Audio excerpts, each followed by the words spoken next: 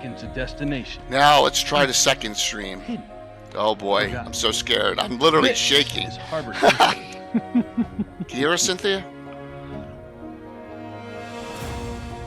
Cynthia, can you hear us? Harbor Town is an all-new series. That looks like a negatory there, the Batman. leader in tabletop gaming scene. Unique, flexible, and playable. Harbor Town will take your games to a new destination. Can someone go to Wizards of the Couch and check and see if we're literally streaming or not? Sure. All right. Hello. Hi. Awesome. Awesome. Yeah, got my preludes running. So, Looks like it. Great to see you. So yeah. Don't worry about anything. We're going to ask some general questions. We'll have fun with this. If you have something that please feel free. Everyone, at least think of one question for everyone else that you may like to ask, and cannot wait to get going with this. But I got sponsors here. I need to show a couple of things to real quick.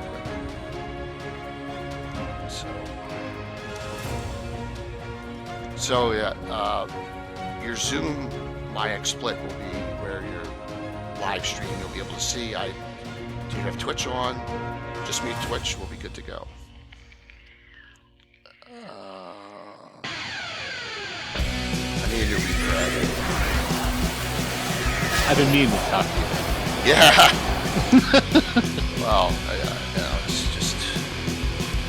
it's one of those things, man. Whew. Along with all the other stuff that you're doing. All the 500 other different things. Into that.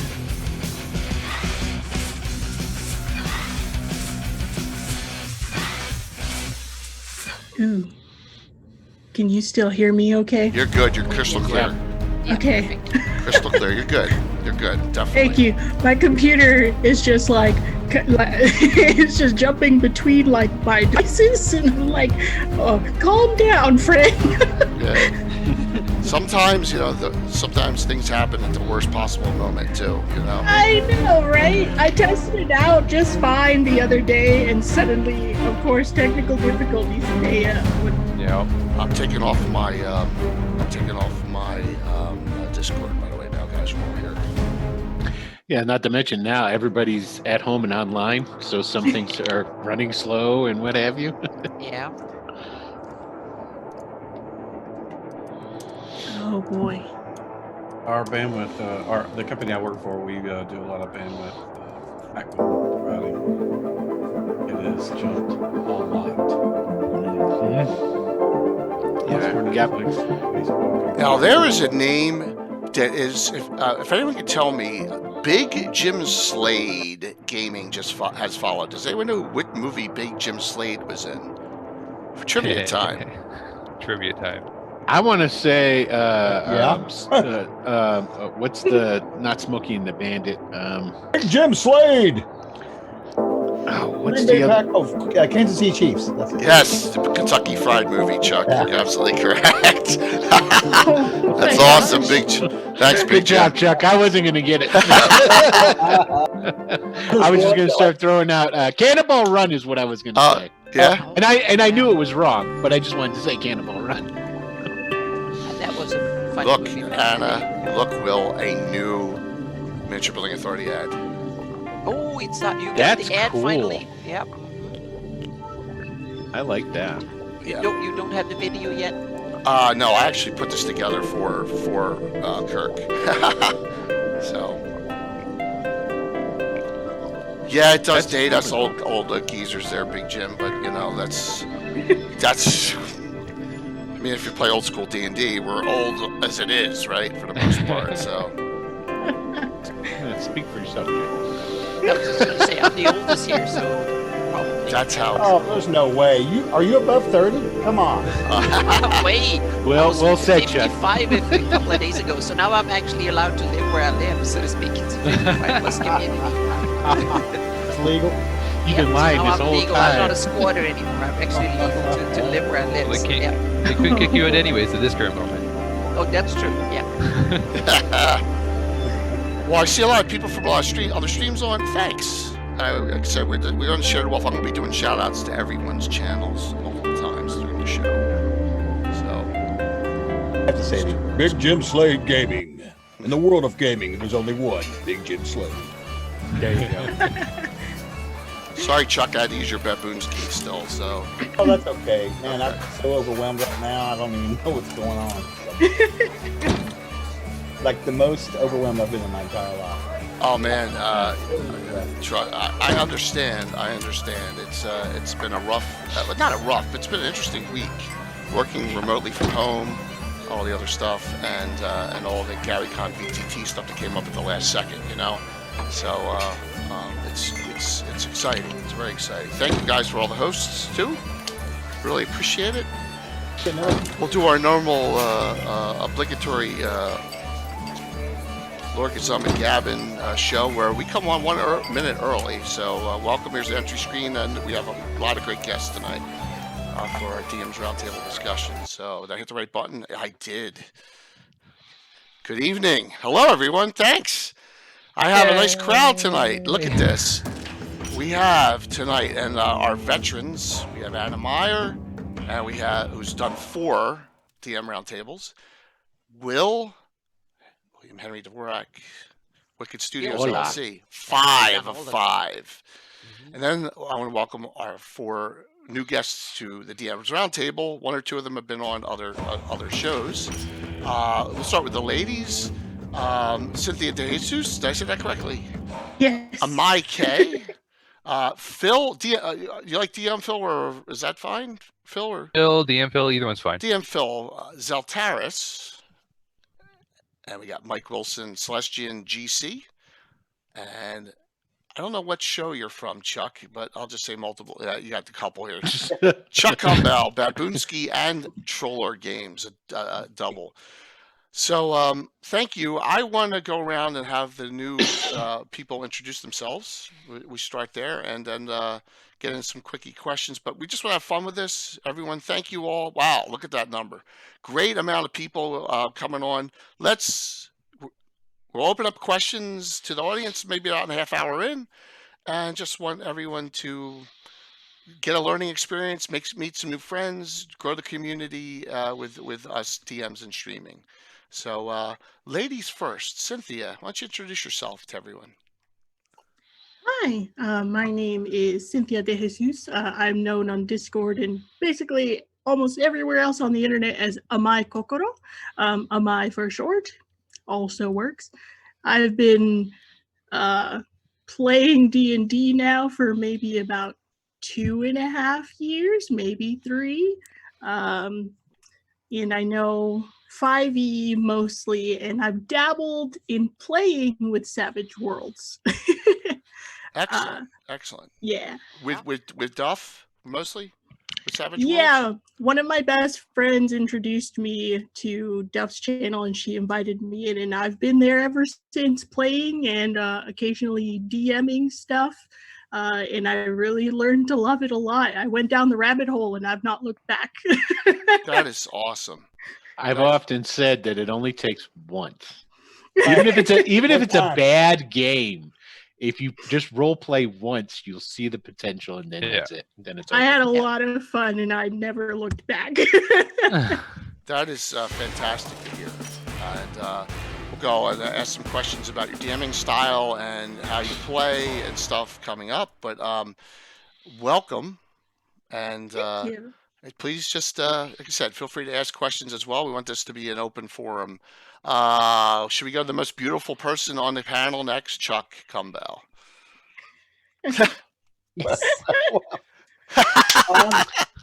I'm Speechless. And it was a cloudy day as I walked down the road with my best friend, and he said, "Come with me. Let's check out this new game." It was 1977, and I was 10 years old, and I got introduced to the Holmes edition of Basic D&D and went through the ruined tower of the wizard Xenopus, and it was amazing. I've never looked back. I stream a lot of stuff for myself. I was doing full-time streaming after I got retired and disabled, but then I got a job with Troller Games. I've become their community director. So I do all that craziness over there. I handle everything internet-wise. Still run my own games. I run about 4 a week still. I try to find time to do it online, and I've got one real-life game here at the house, which is fantastic. I had the guys come over last night, and we only had 3 players, and we had probably one of the best games I've had, in years. I felt like I was 12 again. So it was really good. So I primarily play Castle Crusades now not because I work for the company, because it's old school, and I am old school. But you can catch me out in our Discord. We'll put the links up later or whatever. But yeah, I'm been around forever, and I play games, and I just love to be with people.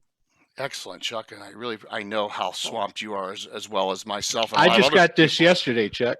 Oh yeah, Nice. stuff right there, man. That is excellent. If you've never watched Chuck run a game, you should. He is enjoyable to watch. I like him.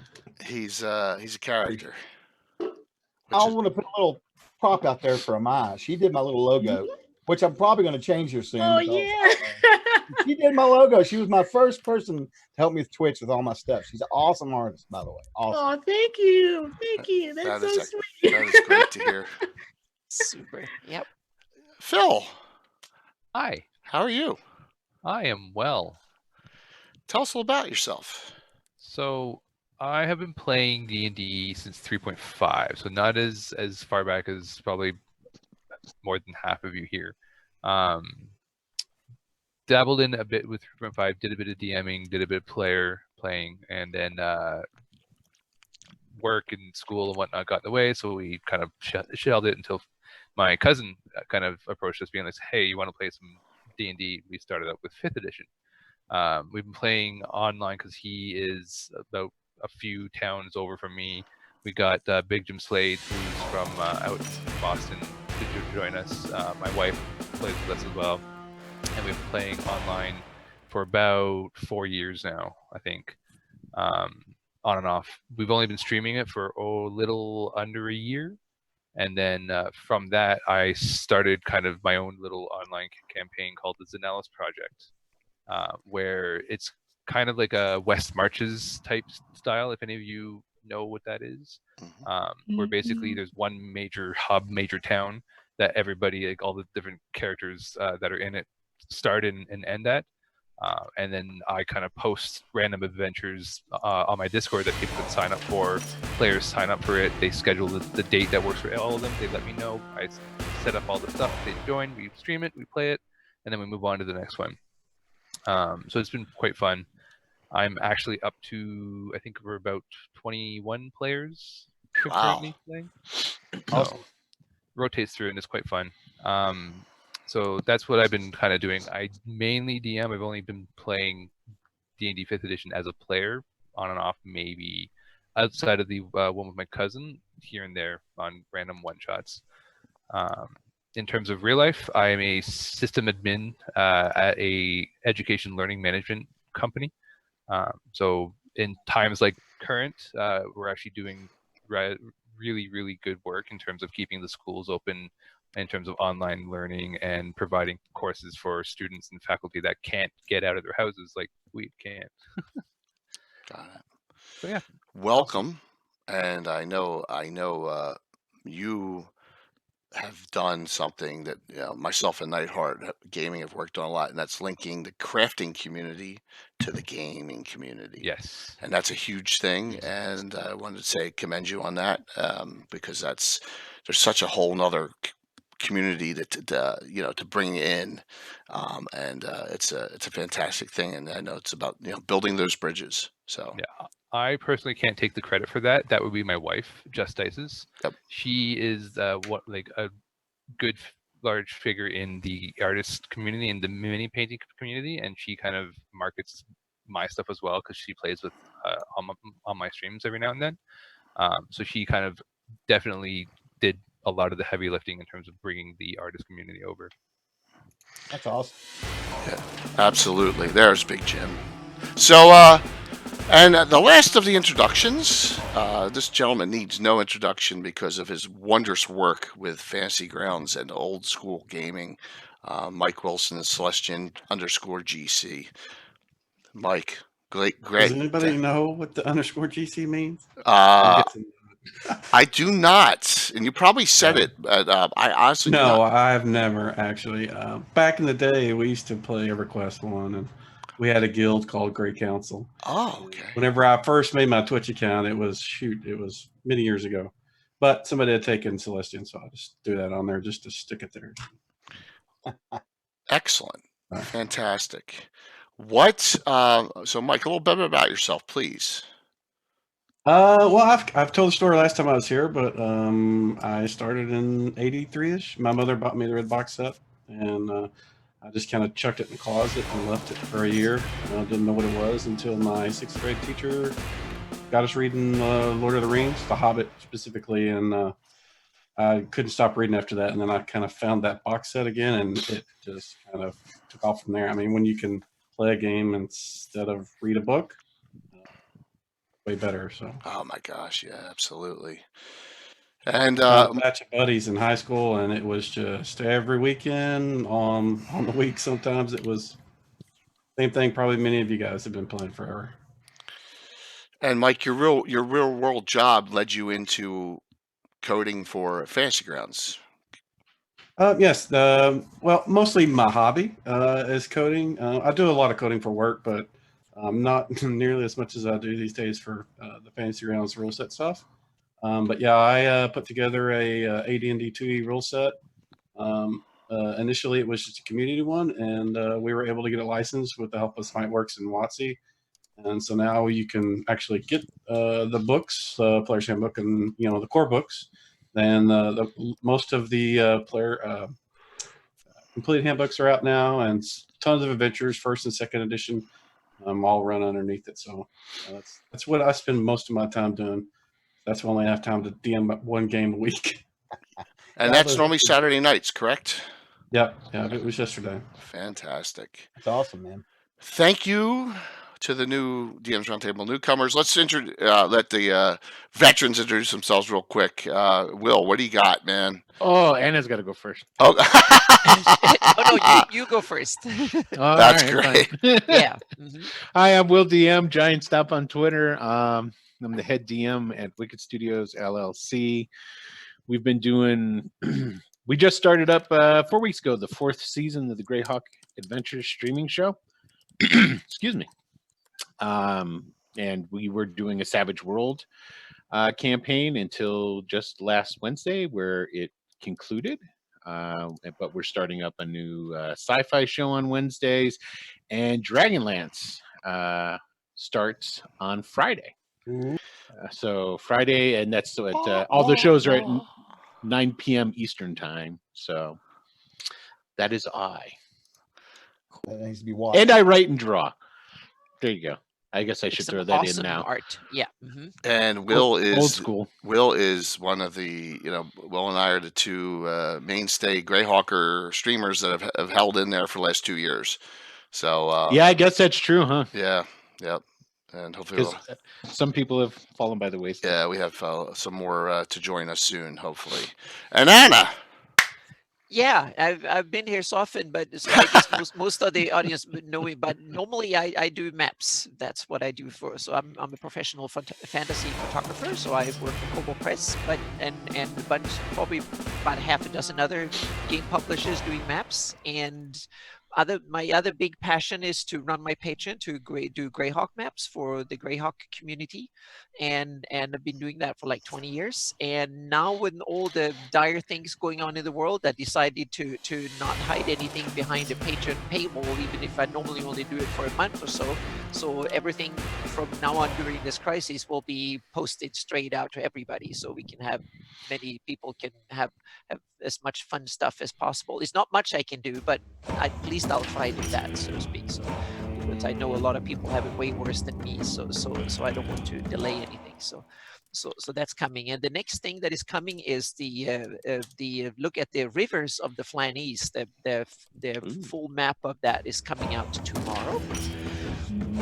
So, and then there will be a whole bunch of other stuff. And I'm also preparing for all the seminars for virtual Garricon coming up. I will be involved 4 seminars. So yeah, so there will be a whole bunch Oh, of them. So boy. doing slides and stuff like that. So that will be the main next week. And then I have a bunch of other projects that I'm going to announce at my cartography seminar.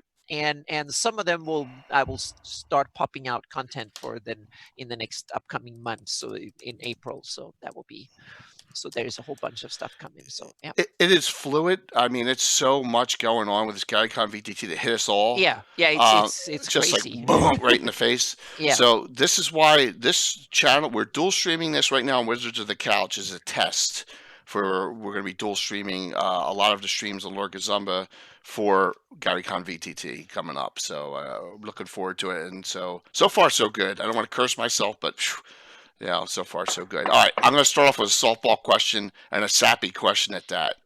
And then for the 4 newcomers. Okay.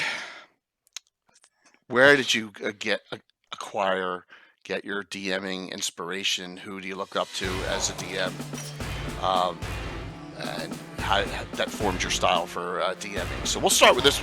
We'll start with Chuck on this one. We'll start with him. I don't have an answer. I mean, I have a story, but I don't have an answer. Okay. When I started playing, as I told you, I was very young, and we was a group of kids in the neighborhood, right? Mm-hmm. So the guy who was dungeon mastering, I came over there and they pulled out and we rated characters, and my mind was open, right? And over the next couple of years, he killed us over and over. And he kept track of it in his DM's guide. I'm not making this up with little hash marks, 1115, Right. 115. And it become a thing. It wasn't, what you would think today, how I do my games with all this role playing and stuff. It was us against him. I mean, the normal, thing that people a lot of times will do, they'll talk about, but it was a real thing. And then finally I led an uprising and I bought myself a Dungeon Master's Guide. And we started playing without him, and he found out about it, and we were still playing with him. And so he wanted to play. And I bet you can guess where this is going, right? Yeah. You killed him. How many times? It was Ravenloft. He was up on the tower fighting a white who had 10,000 hit points, who never died. And I killed him over and over. And I DM'd from that day on. And he still played, but it was just, I said, listen, there's got to be a better way of playing this game, And that was really my inspiration because, there was nobody, there was no online back then. So I didn't have anybody, but all I had was my Dragon magazines and my little cutouts and my play-by-mail stuff. And I didn't have anything, but Right. I guess my inspiration was just trying to figure out how to play it from what Gary and David wrote in the books, So that's my answer, I guess. Get off, Tim. Right, exactly. The uninvited guest hopped on. What? Tim, you can hang out, but I'm not going to be asking you any questions for the time being. Does everyone know the ever mysterious Tim? Oh yeah, we need to have him answer some questions. Yes. Now he's the DM. He's the special DM on my channel. Does City State Invincible Overlord once a blue moon. Plus he was. Let me apologize in advance. Yes, so we'll have Tim hang out and maybe answer one here and there. Okay, so we almost got a Hollywood Square effect coming up here. If you want to know something that upsets Jay, then I'll answer those. Yes, absolutely. There you go. That's a smart move. So, how about you, Phil, on inspiration? Similar to Chuck, I didn't have anybody really that I looked up to in terms of inspiring me to play or even run D&D or tabletop in general. A friend of mine in the 3.5 years, he was big into D&D. He's like, oh, let's play. So we got a bunch of friends together. We started playing, and he kind of fell into that typical role where you know everything, so you always are the dungeon master. So he's like, I really want to play, but he had no one to be a DM for him. So I'm like, I'll try it. Why not? So I picked it up, and I immediately fell in love with just creating stories and creating encounters and trying to make the encounters be evolving puzzles and whatnot. One of my remembered encounters was 2 golems guarding a treasure pile of gold, and by touching the gold, by taking the gold, the golems activate and kind of chase after whoever had the gold. And then the players were always greedy, so they were trying to take the gold and trying to figure out a way to deactivate the golems. By killing the golems, they would just reactivate the next turn. So that was a fun kind of little puzzle that they were trying to figure out how they can steal the gold while still getting away from the golems. Beautiful. But yeah, that's basically how I start with this, and I've been a DM kind of ever since. That's awesome. Everyone has their own stories. It's good to hear them, because there's something that catches you in when the game for D&D, and you're like, wow, and you get hooked in a different way. So fantastic. Cynthia, how about you? Well, it's kind of funny because, like, I would say it's a combination of watching Duff play, and also I cannot remember the name of the person in the Twitch chat, but there was someone who was really pushing me to give it a try, because I used to play with a group of ladies on Duff's channel on Saturdays. That's where it all started. And I remember being super curious about wanting to DM because it sounded so much fun, but I was also really scared and nervous about it. But somebody in the chat used to be like, you can do it. Anybody can do it. It's fine. And I was like, well, I do like to write stories, like short stories and stuff like that. And they're like, you're already more than halfway there.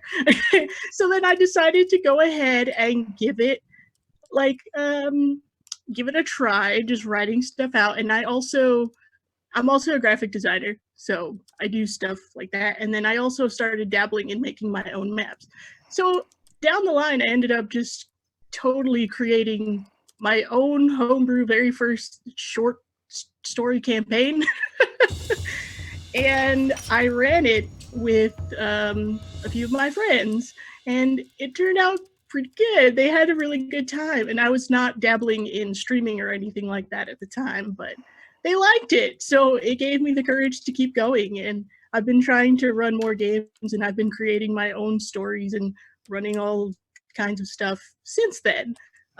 Most of them have been little one-shots, but right now I was actually working on my own longer campaign, which I'll be streaming starting on the 31st, which is super exciting. So it is, absolutely. Wonderful. It's great. I you can see your enthusiasm, which makes it's just wonderful. Hyped. That's fantastic. Now, on a lighter note, did anyone ever think that we'd hear that Duff was the inspiration for someone? Sorry, Jimmy. Well, in different ways, sort of like how, you see that guy laying in the gutter, and you're like, oh man, I don't want to be like that dude. Ouch. Yeah, inspiration goes both ways. Yeah.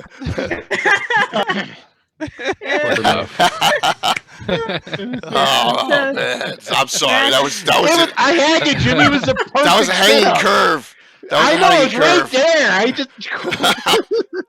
Everyone always pokes fun at Duff, but Yes. I always appreciate Duff, and I respect Duff for all of the fun stuff that we've gone through over the years. It's awesome. Yeah. And it's also been an inspiration for me to look around, and there's not, at least from my experience, I don't see that very many lady DMs. So I was happy to kind of push forth and be like, hey, and also minority, because my family is from Puerto Rico, and it's not a lot of minorities or ladies out there that I have seen. So I kind of like being a part of that. That's great. Yeah. Absolutely, and I know Anna loves to hear that too. And like I said, Anna is always her door's always open if you ever need to talk to a woman who's been in the industry for a while. Yeah. And it's really cool. Excellent. Definitely. Thank you. Okay, Mike, how about you on inspiration? Well, my inspiration when I was growing up was the guys that I played with. Like most people back then, it was, kind of adversarial. Wasn't as bad as some of the, it sounds like Chuck had. I think Rob Tui has the same sort of really terrible DMs, but I mean, they had really good other parts of the play that I enjoyed. But as I got older, especially nowadays, I spend a lot of time watching other people run games. Like I'll watch, Jay or Duffy or Chuck or any of these other guys and just kind of get some ideas from them. I went to a couple of North Texas RPGA conventions, especially when I was trying to.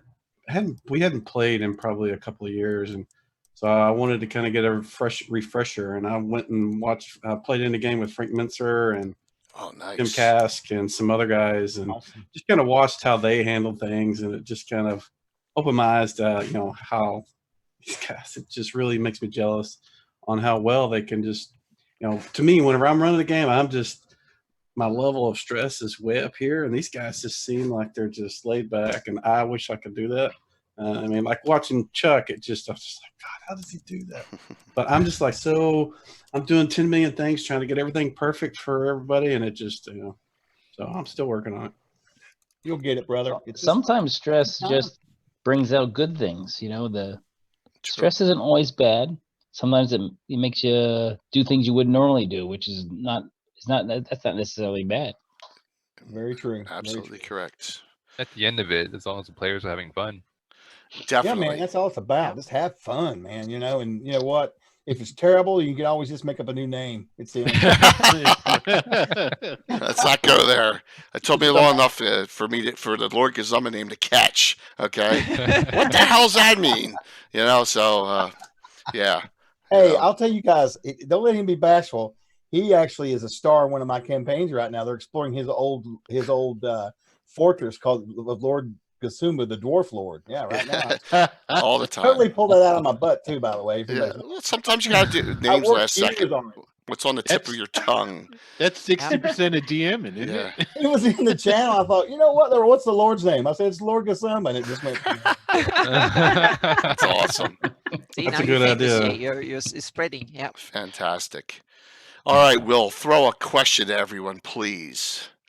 Well, part of it, some of them answered it. And one of the things I was going to ask is, so when you got started, everybody gets pressured into it, pretty much. I mean, but what was it that brought you back? Like Phil had mentioned about, it was the story. Yeah. And the story with the characters. Is that the one thing that brought it back for all of you, that kept you going? And because everybody wants to be a player, but not everybody wants to be a DM. And when you catch that DMing bug, what is it about the DM bug? So I don't know if we can say that everybody answered that or not. I don't know. That's your only question? I'm just kidding. No, but yeah, I've got more. I just got to look them up on the internet. Open answers. Who wants to answer that question? Who would like to answer Will's question? I can go first. Sure. So I partially answered it according to Will, but what brings me back is just it's kind of like when I as growing up, I used to play all kinds of RPGs. Like I grew up on Final Fantasy 3 or 6, as you want to call it, on like the Super Nintendo, and Mystic Quest and all that kind of stuff. And so like just exploring the worlds and finding out the stories and chasing after the villains, that always excited me. And so having the ability to just do whatever I want and like take a thought in my mind, like in my imagination, and put it on paper, or in this case on my computer, and then create a story of it, and then kind of story tell it to people who then come back to me saying, oh, they had really a good time making up characters and getting involved in the story. That is basically what always brings me back. It's fun, and I'm now at the point where I'm always asking for feedback so I can play off of the players, so that they can give me ideas I can then introduce into the world that they can see, and they see, oh, I mentioned that, it's now real. That's really cool. So that's kind of what keeps bringing me back day in and day out. And you kind of went into something, and the reason I'm asking the question is because when you're a new DM and you start DMing, it's usually a culture shock, and a lot of times it's not a good experience, at least from your perspective. It's like, oh, it sucked, I did a terrible job. So what is that then brings you back through, even though a lot of DMs have that kind of idea? Yeah, fair. Thought about it. Good points. Anyone else want to tackle that one by Will? I was going to say what Phil said is a lot. When we started, obviously it was like Blue Box said out in the chat, it was about power, because they come to me, we got to do something about this, But when we started, actually, when first edition came out, that's about the time when this happened. We'd been playing, basic stuff, and we bought Expert and all that, but man, first edition, that DM's guide, you know, and you're reading all this stuff and, oh, there's story, you know? And so, you know, over the years, you start realizing when you start giving the players ownership of the story, and that's what it's all about, because then it's about really, I'm not trying to be selfish or anything, but at the end of the day, it makes me so happy to have everybody, you know, so involved. And I love it when we stop a session, everybody's like, no, you know, that's what you want. You want them to feel like, not, I don't want to say that they're addicted to it, but it's like, it's just, they're a part of it. Like, just like you are, you know, it's not like I'm sitting there. And that's the hardest part about running a game, is getting to that point where you're not the adversary, you know? And, but yeah, I have to agree with Phil. That's really what it's about, is giving them ownership to the point where you're all together. You know, you just, I don't even know what we're doing half the time.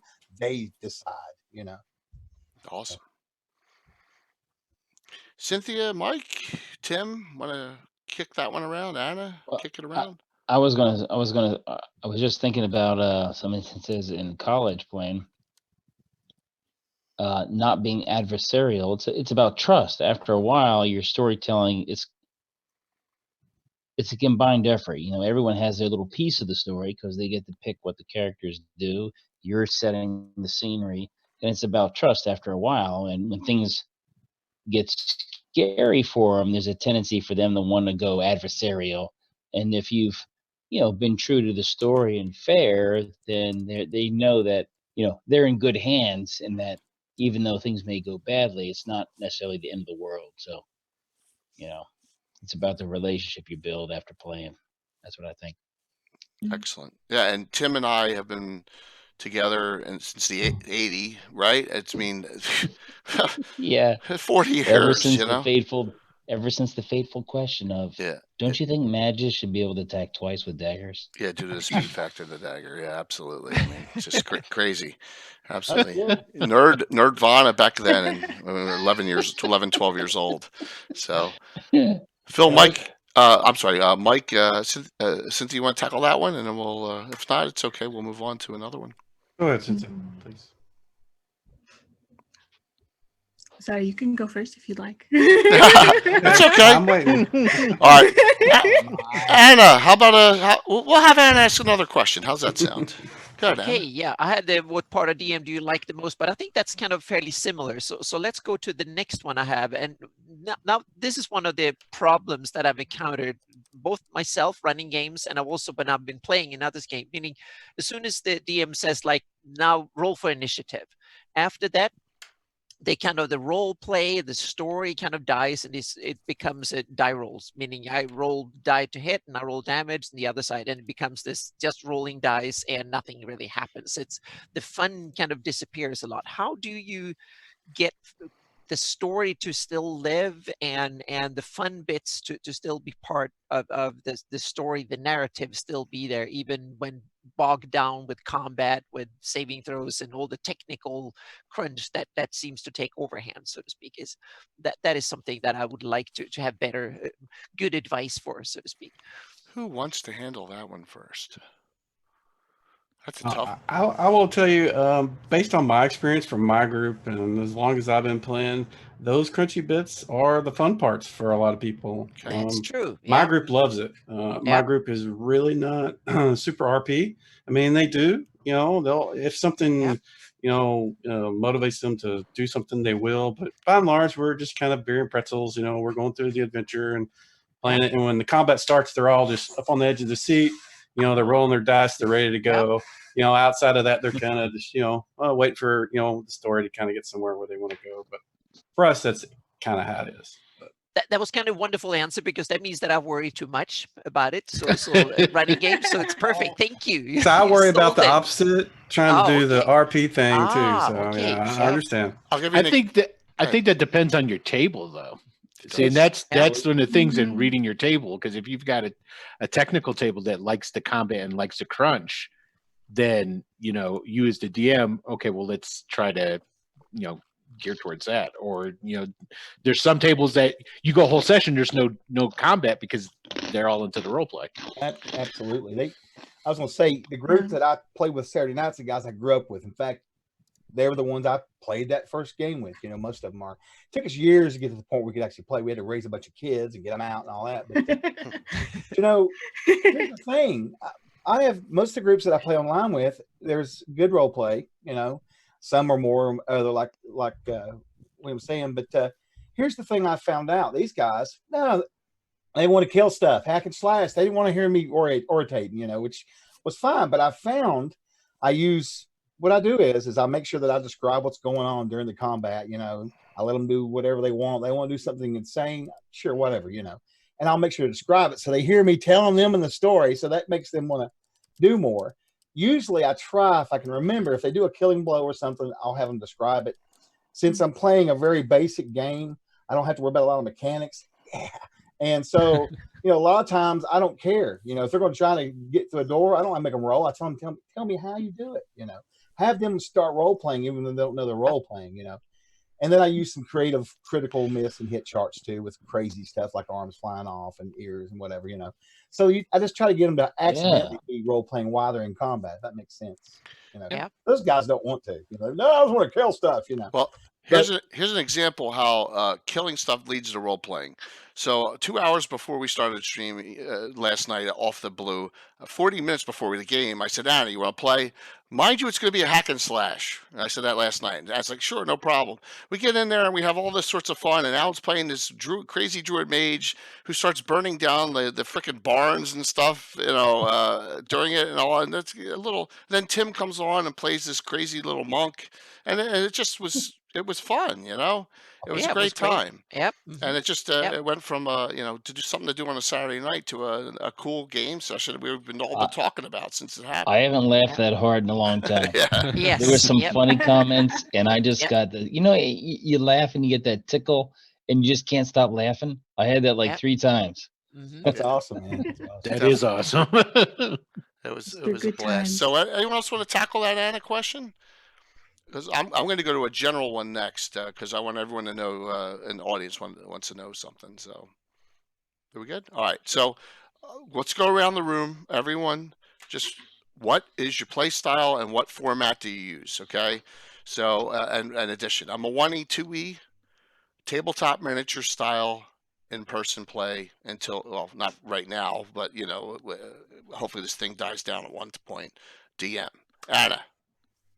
Well, I'm a very sandbox DM. I don't run modules. I run sandbox. For me, it's like I want the world to come alive and the stuff to be there and the characters to simply maneuver around in the world, so to speak. So my games are very little about min-maxing and get the character to be as effective as possible.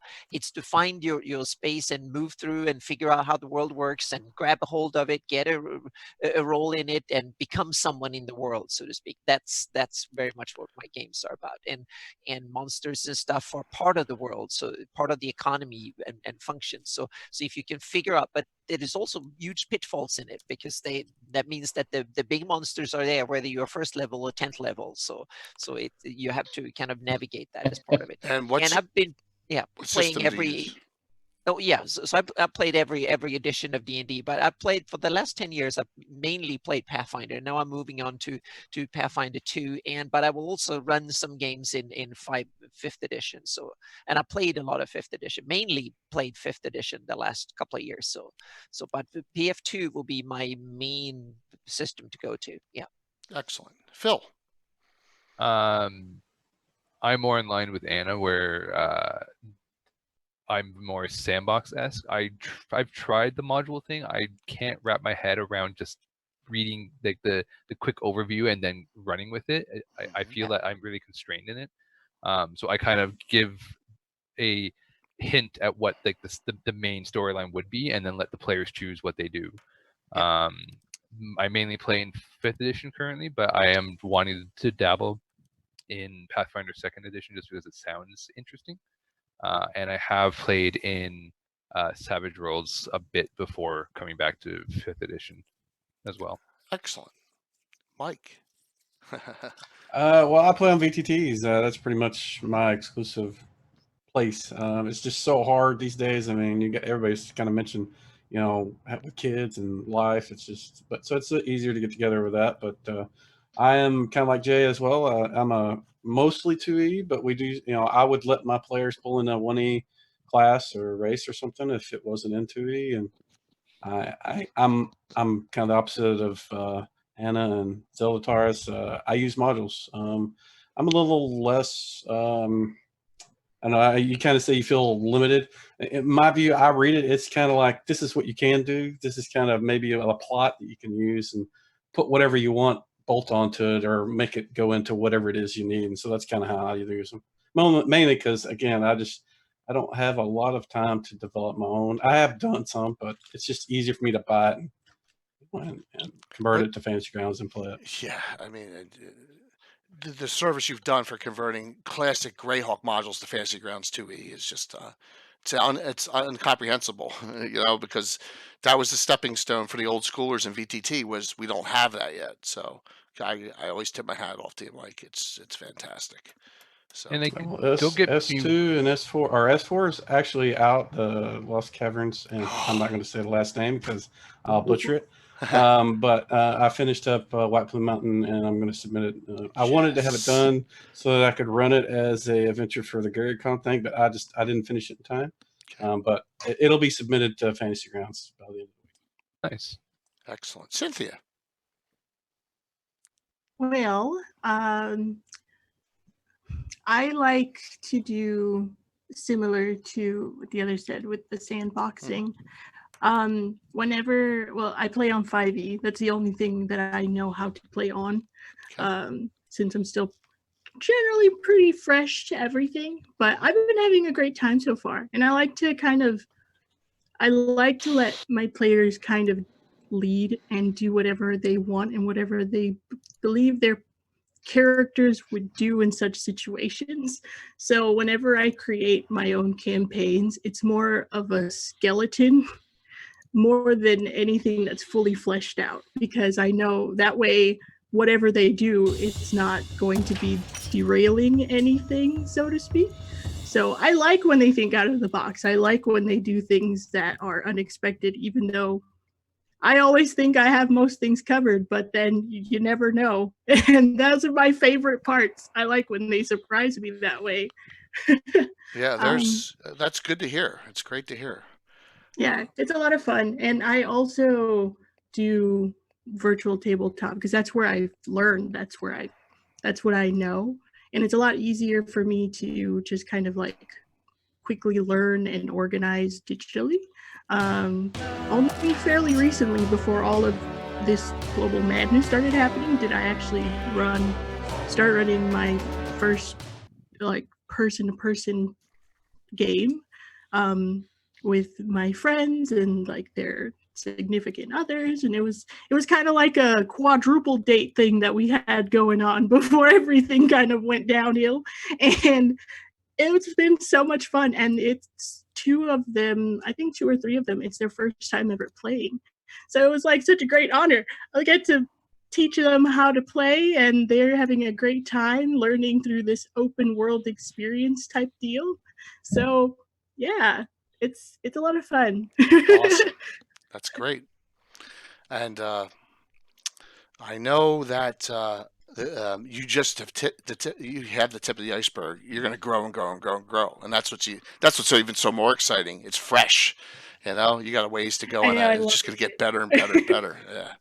I love learning. When I was watching you running your game yesterday, and I saw all the fun tables and all of the good stuff, and I was like, one day I'll have a house with a basement filled with all kinds of stuff like this too. And I'll have like a fancy projector and digital screen to portray my house, and all kinds of stuff. This is my end game. That's awesome. Thank you for that compliment. You never thought you'd hear somebody be so energetic about it, getting an addiction. Yeah. Oh, you have no idea. or wanting to have a basement of some kind, and that's kind of even more disturbing. So that will be my man cave. It's great. Yeah. Thank you. Awesome. Chuck. Oh, it's real easy. I've just been repeating the same thing the last 3-4 decades. I just repeat it over with new people, so it's no problem. No, but it's a good question. I spent all my life playing tabletop, and then it died away because of reality and kids and all that. And so when I came back, it's been VTT for the last, I don't know, 10 years or something or whatever, whenever I first got on Fantasy Grounds. And I switched back and forth between that and did Map Tool and Roll20, but I ended up there. And, you know, I've spent my whole life building my own worlds and stuff. But when they came out with 3.0, there had been so much already done with Ed Greenwood and Forgotten Realms, and we had moved on. We loved Greyhawk, but what happened was they came out with this book called Deities and Demigods, and man, we just went for it, made our own world, and we never looked back. But by the time 3.0 came out, we got so engraved in all these novels, man. That's the secret of WotC, all these books, that we just got familiar with the world. You know, they were pumping all this Forgotten Realms stuff out, and so we stuck to it. So when I returned on the scene, I started off doing Castles and Crusades, believe it or not, in Forgotten Realms. And I didn't want nothing to do with 5th edition at all. I said, nah, I don't have nothing to do. I don't care about it. 4E, I'm not going to start no fight here. I just didn't like 4E. It was my thing. I wanted old school. And then I was having a hard time, though, teaching people how to play old school that were new school. You know, they were young and they didn't want to write all this stuff down. And a buddy of mine, Jingo the Fool, some of you guys might know him.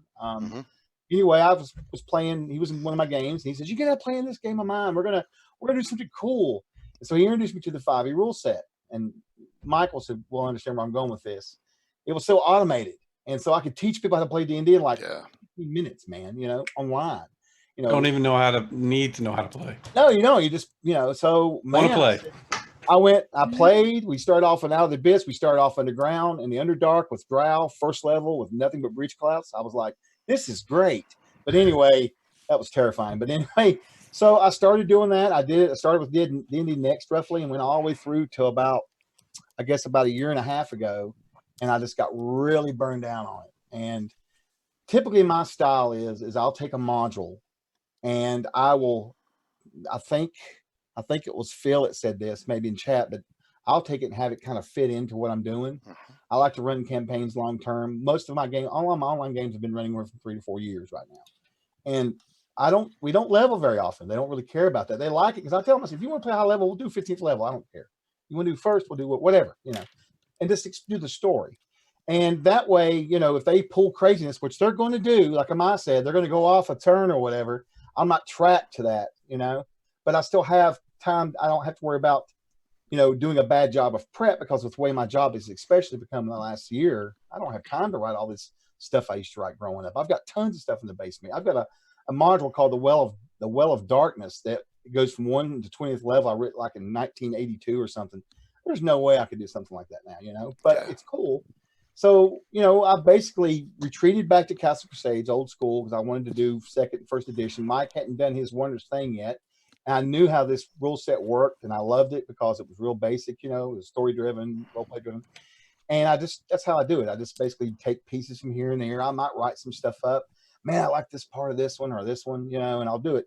I typically don't do just module runs unless it's something really, really classic like Tomb of Horrors or something where I just want to be great with it, you know what I mean? Or like when we did Against the Giants, I did all of that and converted all that over. And it worked out great because I really wanted to repeat what I did when I was a kid. And it turned out to be a nightmare because, man, I didn't remember that being a long campaign. But that was a long campaign. But anyway, try not to take the time up here. But that's kind of what I kind of mix it up, you know, a little bit. I do both, I guess. Great answer. Will. Well, let's see. My DM style is I'm a jerk. No. I try to be. I fail miserably though.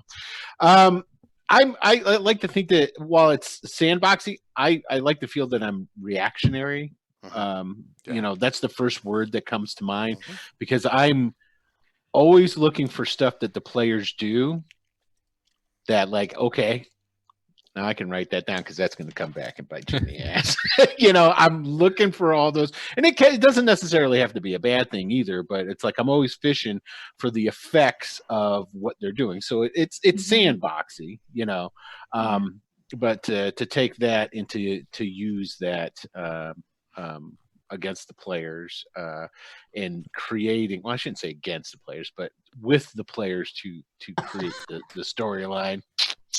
Now we know. Yeah.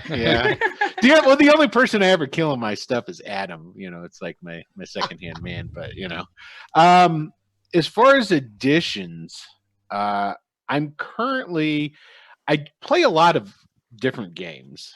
We play a number of different games on my channel from time to time when we switch back and forth. As far as Dungeons and Dragons goes, it's currently 5th edition. But Chuck, I'm right. There's a reason I got Castles and Crusades. Yeah.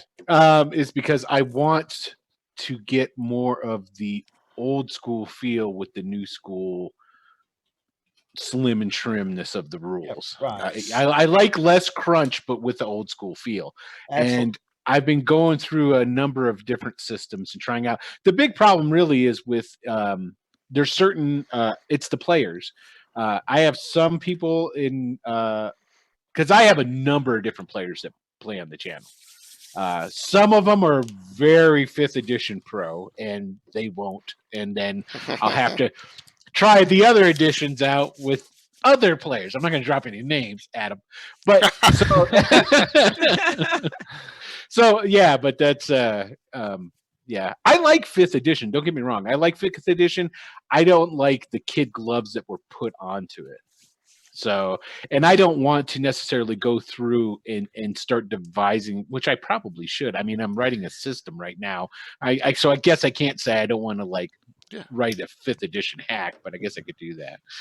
But yeah, but Cast Crusades, it's done for me. So I guess I just go that right. The ever mysterious Tim.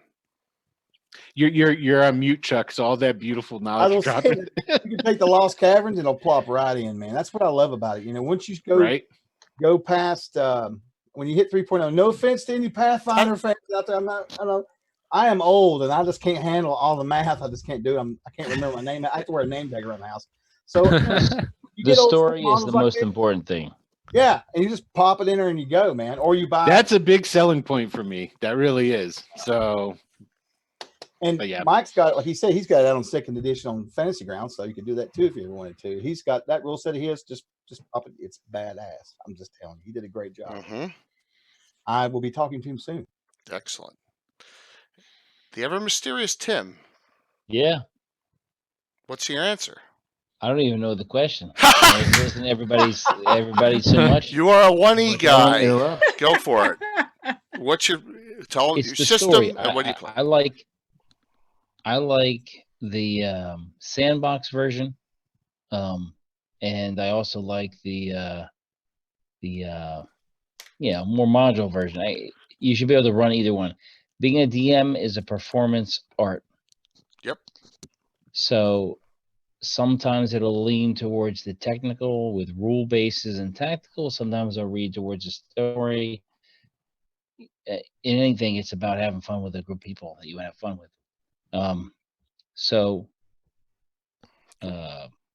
I'm like, yeah, that's basically it. So the story is what's important, and everyone having fun is what's important, and it leans whatever direction it needs to for the style you use. And Tim's older than me. He's a lot less 2E than I am. He's a very base 1E guy. With how dare you? Hey, I had a whole bunch of stuff. I have multiple martial arts, Jay. I know. That's 2E, man. Oh my gosh. That's in a way too. Yeah. We have our little goes backs and forths here because he plays in mine, I play in his. So, yeah. What's the difference between a long sword and an arming sword? Okay.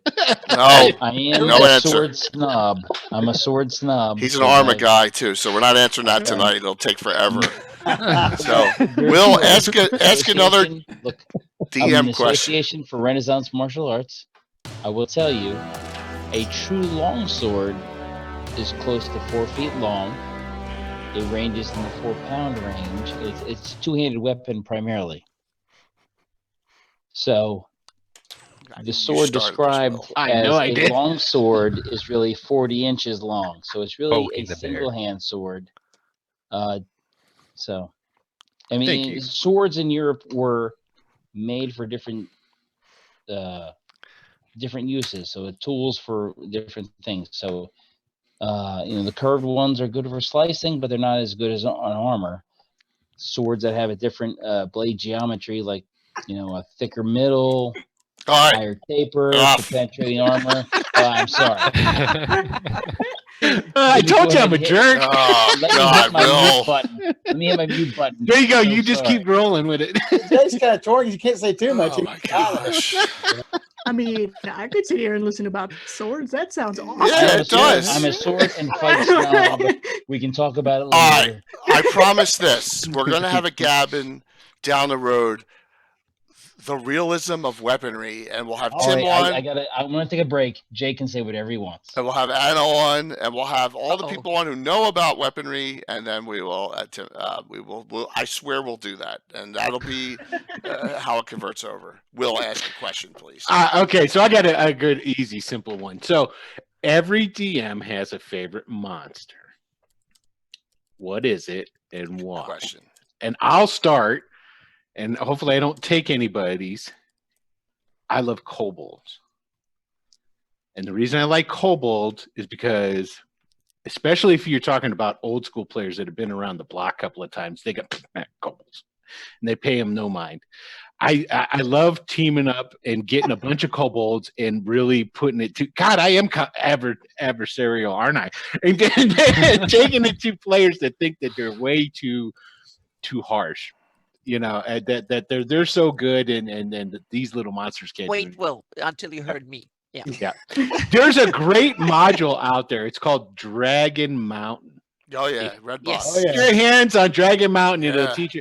I guess there's some new thing. It's like I found out like this year they call them like walkers kobolds or some stuff like What? that. Who knows? There's all kinds of stuff out there. Oh. Yeah, but it's like Kobolds. it's the witch kobolds. Oh, Tuckers. there you go. There it Tucker's is. Look at kobold, that, Anna. which is Oh, hey, basically Andy got it.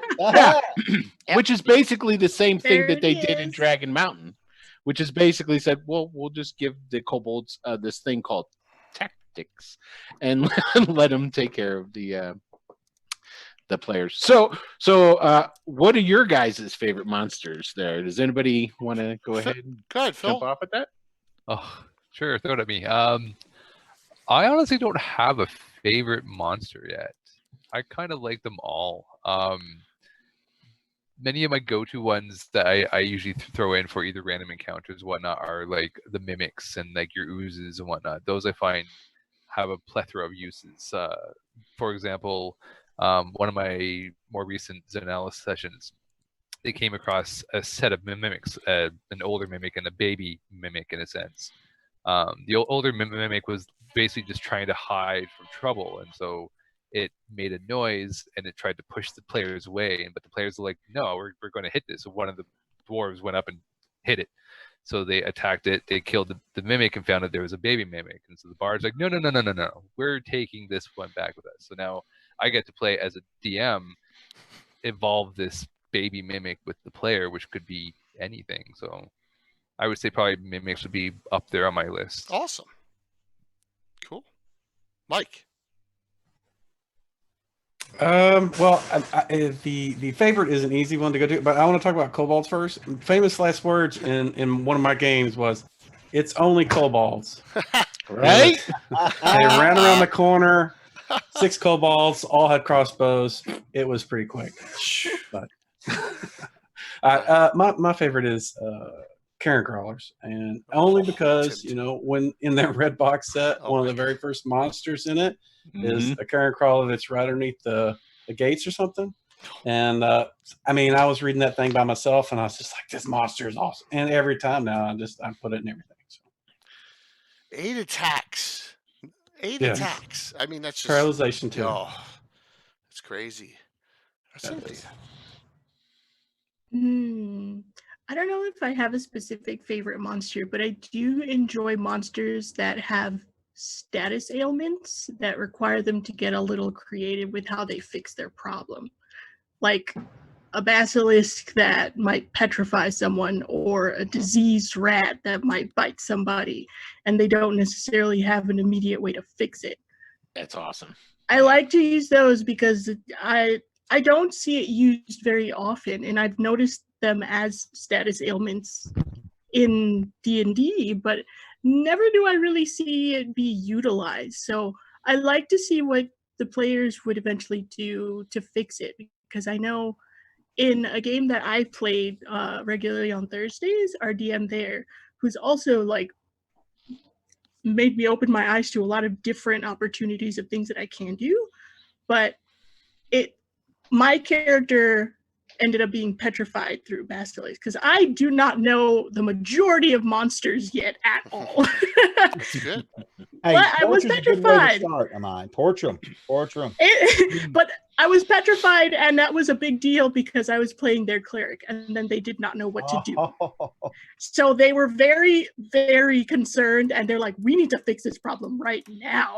But they were trapped in a dungeon, and I was petrified and stuck that way for about 3 weeks, and they didn't know what to do about it. So I like the idea of them having to figure out how to fix it when there's no immediate problem solving. And I want to tail something on to the end of this. This is going to be addition. Have to do additions. In 5th edition, so many character classes have the ability to heal now, and have or abilities and what have you. That traditional clerics, it's not all that uncommon for traditional clerics not to be in a party. But the type of ailments that you're talking about, a lot of times you do still need the cleric for that. Yeah. So it's a way that you can get at your players and give them something to deal with where it's just not healing up hit points. Yeah. And, that's what I like about the idea of that.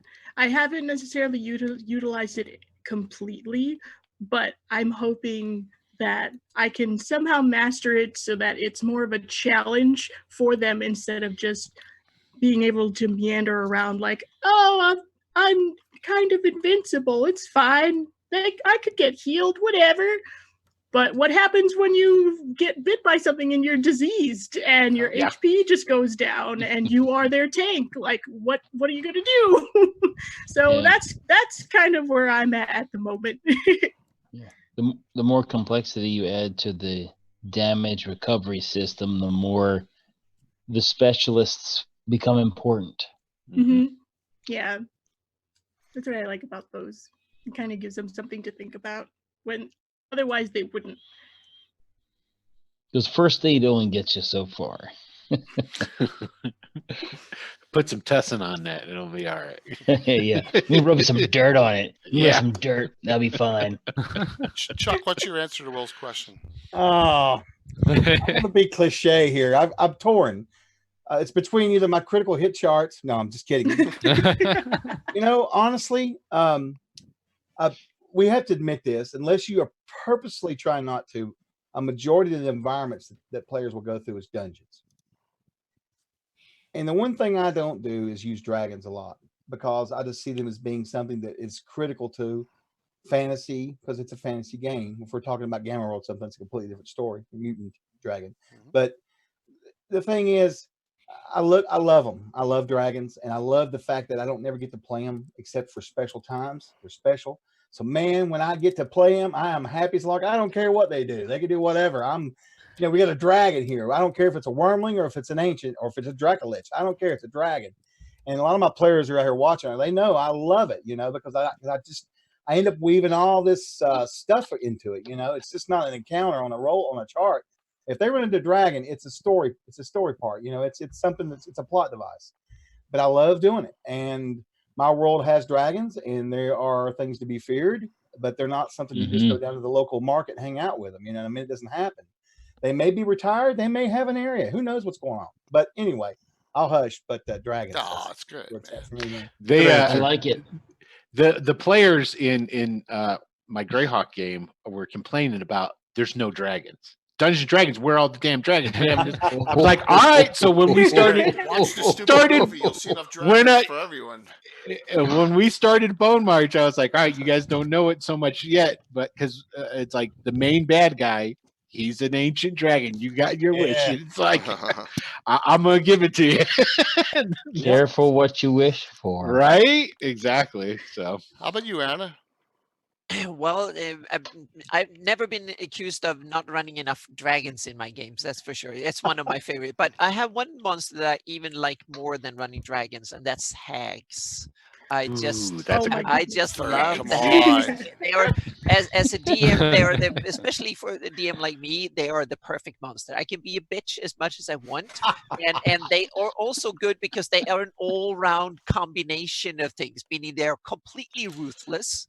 They are Mhm. awesome in combat. They are strong, survivable, capable, and they have magic, and they have And good senses. They can come at night. They can see things. They have a whole range of awesome things that they and they can come do at to you sideways too. Yeah. yeah. Yeah. They Speaking can of come into the hags, like the Hags. night hag can come into your dreams and the stuff doing it. And Yeah, and that's you have it's the very hag. disturbing, Anna. Yeah, Very and you have disturbing. the hag covens coming that's on top right. of it that they can gang up and do things in groups that are make them way more powerful. And I had in one of my Rel Devon campaign, one of the major factions was a hag coven with the night hag called Ishma, and she ran an inn called the Fang, where she actually sold like the components for spells and stuff like that, and she ran it as an inn, and if you didn't like you ended up on the menu for the next guest coming in and stuff. So that was kind of awesome, and the player characters accidentally stumbled up on the area, and she was very welcoming and stuff, but her other hags that was around there, they were like, oh, we want to eat them right away, and then it was kind of that was a lot of fun. and the hags Oh my have gosh. built-in Yeah. role playing. Exactly, they have. That's one of the Yeah. best things about them is Yep. like they are designed to mess with player characters. Exactly. Yeah. Oh my Yeah. gosh. Hags are some of my absolute favorite monsters, and there's so many different varying types now. Yeah, And it's so funny, yeah. Anna, because that's I'm doing Thursday nights, finishing up that my module with the Coven of Hags. So Oh yeah. that's Yep. pretty awesome. That's disturbing. Hags Yeah. are crazy. It I is. definitely have PTSD with hags because of Thursday Yes. nights games as well. Yeah, 'cause- meaning when you don't feel that well, then and you want to have some anger management, run some hags and problem solved. Yep. You are a good lady sometimes. Wow, they are nasty. That Oh is This- yes. Good Yep. answer That's what here makes tonight, them man. interesting. Yep. All right, Tim, let's hear what you have to say. What's the question at large? I've Your been favorite listening. I tried monster. to answer it. Your Yeah, favorite I thought they were awesome. Your Favorite favorite monster. monster? Oh, I got mine ready. I snipped mine during the discussion. He likes I, goblins. this is sort of anticlimactic and kind of loserish, maybe, but honestly, the worst monster is other humans. That's actually really good. No, it is for a player character's stats and all that bad. He's evil. And it's just well, I was in the army for 22 years, and I'm in law enforcement now, so I see the worst. So humans are the perfect villain. Yeah. So he's smiling. I think that there's so many things you can do, and including hags also. I mean, including the. I guess I love dragons too, though. Yeah. But I think humans are the worst ones because they're unlimited in levels. They're limited in power. They're hungry and greedy for it, and that lets them ally with all sorts of other, fantastical creatures. So it opens up so many doors for so many other subplots and other critters. So I think humans are the best villains. Okay. Certainly the most versatile. Yeah. And they're everywhere. Yeah. Yeah, I was going to say, They're like rats. the guys that played at my house here, to comment on what he said was something funny about that, man. They're going through a thing right now where they had to go through into a dungeon and hunt down they were playing an evil group at this one campaign, right? For whatever reason, old school guys, they love the idea of an evil party, so that's fine, whatever. But they're hunting down a good aligned adventuring party. And they acted so terrified when they first found out they had to face adventurers, not dragons, not hags, but adventurers. Because they're like, oh shit, they're like us, you know. You're right, man. They're terrified. So That is actually true. The most detrimental thing to like a westernized military is another westernized military. So that's what a venturing party is like. It's like the most detrimental thing is another party. yeah, and you could really have some fun with that too.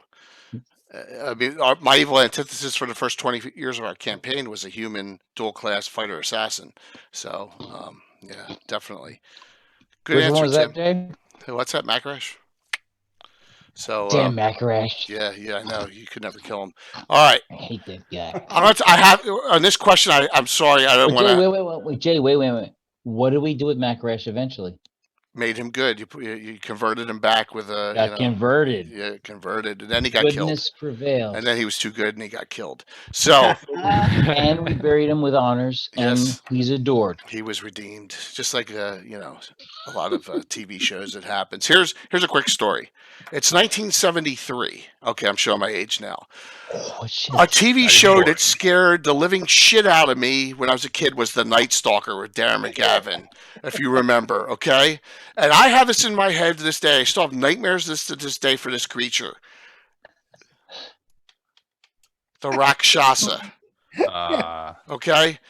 That Yeah, episode totally scared fucked the living us with daylights out of Rakshasa. me. And the Rakshasa is such a difficult Indian-based monster. They can ESP almost 90%. They can turn into whatever they want. They are immune to up to in 1E2E. They're immune to all spells but 9th level mage spells. Jay, I need to say something. Yeah. Okay, Jay has totally fucked us over with Rakshasas so many times. Yep. You rescue somebody. Oh, I've rescued you from the dungeon, but it's not really a real prisoner. It's a Rakshasa. Yeah. Rakshasa And are and you nasty. think they're trustworthy. It's terrible. And Yep. he totally just Yep. jacked us over Yep. a lot. So much so that we don't want to rescue people anymore. You're on your own. Oh boy. What's Isle that, of Chuck? Dread, X2, Isle of Dread. Wasn't that where they first appeared? Was Isle of Dread, I think. It's possible that's where it so. was. They're not in a lot of They publications. were just randomly there out in the middle Yeah, of but I run with Saturday. it because I just love the deceptive nature of them, and they're super Yeah. intelligent. See? Absolutely. So I had to answer that one. That's a So good one. that was a great question, Will. Hey Jay, And- Jay, do you know that all of those Night Stalker episodes are on YouTube? I have them all on DVD. Believe it Well, or not, there's that's all how much that of a there. nerd I am. You know, He terrifies applaud himself that. weekly. Oh Yeah. my god! Well, and once again, that's where Josh Whedon took his inspiration from for Buffy and everything. Was that TV show? If you can find it, it's very dated, but there's all sorts. There's Jack the Ripper. There's all sorts of monsters in there that are kind of corny, but there's some that are like and the Boogeyman one where the guy is dreaming. And it turns it into the swamp creature. That scared the living daylights out of me too. So Is this the Coal Shack stuff? Kolchak the Night Stalker, yeah, Yeah. absolutely, Yeah, man. okay, Night yeah, Stalker. okay. Oh yeah, that was it, man. I was hooked back That's then. where I learned about golems too. I Yeah, didn't know about golems, those. yeah, absolutely. I'm Just afraid to go to sleep tonight, right now. yeah, because of I all mean this. that was such a it was well beyond its time, before its time, I should say. So Anna, can you ask us a question for the group? After this, guys, we're going to open up questions to the audience after Anna's question. Well, I guess I have to, since doing fantasy maps is my kind of both day job and one of the biggest passions in life. So I'm thinking how much, because I'm mapping maps are like 50% of my DMing experience and base, so to speak. So how important are maps in your game, and how do you use them, or what type of maps do you love to use, or what is maps just like something difficult that others have to do and then I can use it if someone else does them? Who wants to handle that one? I'll go first because Sure. I'm very passionate about maps, particularly hers as well. But I'm very passionate thank you. about them. Yeah. And I love them. And when you're like me and Mike and maybe even mine, and you're doing VTT, you cannot survive without maps. I don't care if it's battle maps, any kind of art, you've got to have it. Now, when we played Saturday night over here, we actually used Fantasy Grounds just so I can display art up there in tokens. We don't actually use any mechanics at home here. We do it old school tabletop. But the other night, the guy who didn't show up had the laptop. So guess what? I had my paper and pencil out drawing, and they were loving it, and I was absolutely upset. But I've become so enamored by all that, and I think it's interesting you brought that question up, Anna, because Steve Chanel, the owner of the company, you guys know him. He does a GM Tricks and Trade show every Thursday night at 8 p.m. We do it on our channel. Not trying to plug or anything, just made me think about something. He covered last week. He was talking about, not this last one. This last one was about like tactics with high level characters, but a couple of weeks ago he covered a subject about this, and we talked about visual aids at the table. And he made a really good point about that, because I was like, oh no, you got to have maps, anything. He said you just wait. He waits to describe it himself first, then he shows the visual. And I never thought about that before, So it's an interesting take about having both. But I think that, for me anyways, I'll always use maps, because I think I just like visual representation, you know what I mean? Anyway, I'll shut up. That's mine. Don't you have to say that after you talk? Yeah, that's Chuck, great. you're fantastic answers. It's not like Jimmy's here on here. I'm kidding. Shot number 2. Oh, we're falling behind the count if we've only got 2 off at him. I know, eh? Really? Real quick for me, how vital Anna's maps are to my game. Look at my background. Look at every adventure I start with is a custom edited map with Anna's, with a location put on it. I mean, it's for Greyhawk, it's a huge thing, because in Greyhawk, people want to know where you are during an adventure. So it's vital for me. So there you go. Yeah, same. Yeah. I like to make my own maps as well, although they're very much just battle maps, not anything worldwide. I haven't dabbled in making like big world maps per se, but I have made quite a few of my own maps. And when I first started DMing, all of my first campaign, I did all of the maps by myself.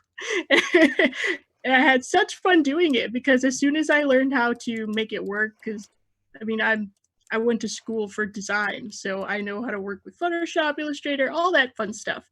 So as soon as I figured out how to make all my layers work with me on Photoshop to create my own maps, I've been doing it ever since. And if I really don't have any time, then I will look up maps for inspiration to see what I can work with on the fly, and then just kind of create something when I can that way. But yeah, I'm a very visual person, so I too use a lot of maps, and because I do the virtual tabletops most of the time, I will put together all that stuff for myself, put it on Fantasy Grounds, because that's where I do my stuff. And yeah, it helps so much for me to be able to describe something and show it to them all at the same time. And people like to know where they are, like Chuck said. Yeah, it helps a lot. Awesome. Yep. Anyone else? I've been using Campaign Cartographer since the 90s, so I love it. In fact, I was working with Linda Kekamu, which Anna may or may not know who she is. Oh she yes, was the I lady remember her. She was huge in using Fantasy Ground. Oh, sorry, Campaign Cartographer for years. Yeah, she was doing the initial, the one that's still floating around the World of Greyhawk map into Campaign Cartographer. So yeah, it was. I still use it. It's a lot more modern these days. It's still still complicated, and I still have to look stuff up. But for somebody that's is not very artistic, it's very, for me. If you like CAD software, it's the best one in the world. Yeah. As far as painting software, I find those much easier to use, but I refuse to do the whole subscription for Adobe. But so I'll stick with Campaign Cartographer because I don't blame you. It's expensive stuff. That's why I still use CS6 at the moment. So I don't have the subscription stuff just yet. I'm a poor person. Like, I've only been out of college for a couple of years now. Can't afford all that, especially now with all this going on. Gotta use one of the best. One of the cheapest, best mapping tools I bought was Dungini, and I wish that person was still around developing. That thing was awesome. It started off great. That's a shame. Yeah. Thing was great. My favorite thing about it was the easy of importance, the maps and the map importing. I love that, But sad story there for sure. Yeah. The maps are nice. The key is the story. So if you have the story, the maps will, whether they're complex or simple, they'll support the story. Yeah. Mm, Very true. agree. Because without them, it's just a house without walls. I mean, without the story. I mean, that's it. Back. Philosophical. Yeah, Yeah. the kind of funny thing is that I do maps all the time, and but when I'm running games, I don't show my cool Greyhawk maps to my players much. It's for me in order so I can describe what the world looks like and all the stuff that is there. So the players only get to see the bits they have actually been to. So my players in my campaign, I don't want them to look at my Greyhawk map at all. And what I do is that normally when most of the games I've been running in around the tabletop. So I have these tiles that I draw using Sharpies or like dry erase markers. And that's what I usually do. And I love to doodle things while I'm talking and stuff as a way to keep my hands busy and something that, it's a visual hang up for me. I have a comment on that. See, unlike you, I cannot art. If I do that, they'll lynch me. So okay. like you there. Yep. You provide the pictorial essence. Okay. Yeah. I don't know. My favorite art is children's art. So Chuck, if it looks like kids art, then I'm down. Listen, Yeah, that's awesome. Friday night, I had stick figure orcs on the ground. I'm not. You know what? They didn't phase them a bit. They were like, okay, because we didn't have the laptop. You know. So. Yeah. I would ask to keep those afterwards. Yeah.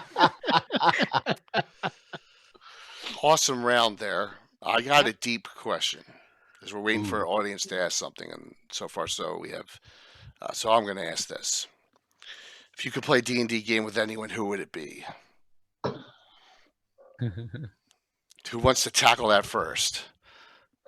Chuck, go ahead. Anybody. Anyone. I don't care. I don't really have. It's weird, man. I just want to play with people. I don't knock anybody, but I don't know. I just don't. You know what? Currently, I'd like to play something with you, but you avoid me. That's fine. We'll talk about that later. But no, I have an excuse. Anna will back me up this week on how crazy I've been. Okay. Yeah. Well, yeah. no, I just This week, but there is next week. So. You know what? And I have open anytime anybody wants to play. I have the advantage of being retired, and disabled, and a full-time job, which doesn't make sense, but it's a gaming job. But anybody, man, yeah, anybody for me. I mean, if I had my druthers, give me a time machine and go back and play with Gary and those guys back when I was young. Absolutely.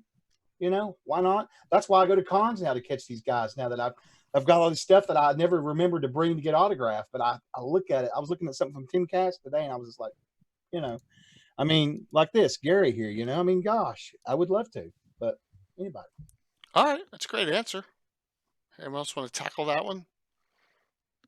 So it might be, I guess, I don't know, more pop culture now, but I know Zenfrox said it in chat, but Matt Mercer would be fun to play with.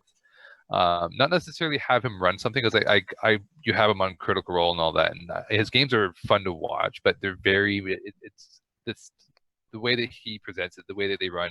I find that the key with tabletop RPGs for me is the interactivity with the players, the interactivity when we're streaming it with the viewers, that kind of stuff. Just the rambunctious chitter chatter that we do amongst players, amongst viewers, whatever, where you don't get that with Critical Role because they're doing a show, right? Yeah. But having him as a player with his, voice acting and his off the cuff and like spur of the moment type ideas and responses, that would be just amazing to see and experience in person. Great answer. The only one that I can think of, because I don't know, I just thought of who would be cool, and it's pretty much same reasons as far as what like Phil's saying, but I think it would have been cool to play with Robin Williams, because he was a gamer. I would think that would be a lot of fun to sit at a table with him and role play. Would be able to stop laughing. That'd be cool. Well, he's got the ability though. That's the thing, is like he could be like really joking, having fun, and then he could switch it and he get serious for serious stuff and whatnot, which that's the way I like to do it. It's like to have the juggle and do both, so yeah. And the voices, there you go. So excellent. For me, I'd have to say Leonard Lakofka. There it is. Yes. You're working on it. It's going to happen. Yeah. There it is. You did it. You did it, Jay. Mm-hmm. Once per show. That's true. I almost Yeah. forgot. Yeah. I almost once forgot. per show. Yeah. Um, Me and Jay, Assassin's we take turns on who can or compete on who says it first. Yep. Absolutely. That was perfect. Yep. Yes, and I every talk show I do, I try, especially Gabbin. Not on Legends of Lore as much, but Gabbin. I mentioned Leonard Lakofka as many times as once a show. I try, and it was kind of a joke at first until I got Leonard on the show, and we had Yeah, Leonard, he popped in by himself. yeah, just one time he just unannounced. showed up Yeah. out of the blue on Legends and Lore, like, "Hey, Leonard!" So I've had Yep. Leonard on 3 times. It's Yep. kind of my I've reached the pinnacle, as far as the old of old school that's still around. So that's why I say That's Leonard. cool. So Very yeah, cool. Yep. So it's Yeah. become Who a doesn't love thing his now. stuff, man? You know. yeah. The Secret Yeah. of Bonehill, man, it's on my wall of fame. Oh yeah, man. You know, Killer. L1. So how about anyone else with this one? Mm. I have one that just struck me, that one of the best things I love is to bring in new players who never played before. Yeah, I love that playing is with new things players. are magic. So I realize now when you have to sit in isolation, and even my dog will get bored with me after a while. A And section for the dog. yeah, so I'm thinking when this all is over, I want to run a game for my non-gamer friends, and to see if I can get any of them kind of get that light come up, and they could see what I saw 40 years ago when I saw the possibilities. It took me the second time. I was not smart enough to realize the first time I played, but the second time I realized this is awesome what you could do with it, so to speak. And I want that kind of passion turned on in someone. That is who I want to play with next, I think, is one of the things. I want to sit around the table and run game with my non-gamer friends and see if I can convert at least one of them to become a gamer. That will be a fantastic experience, I think. Yeah. It's Mine a is kind deep of along the question. I'm same sorry. answer. I'm sorry, Cynthia. I didn't mean to. Oh, I'm interrupt. sorry. It's okay. What were you saying? Go ahead. Mine is probably along the same answer, but it's more family. Like, I would like to play a game with my mom and my grandparents. I'm still lucky enough to have both sets of my grandparents.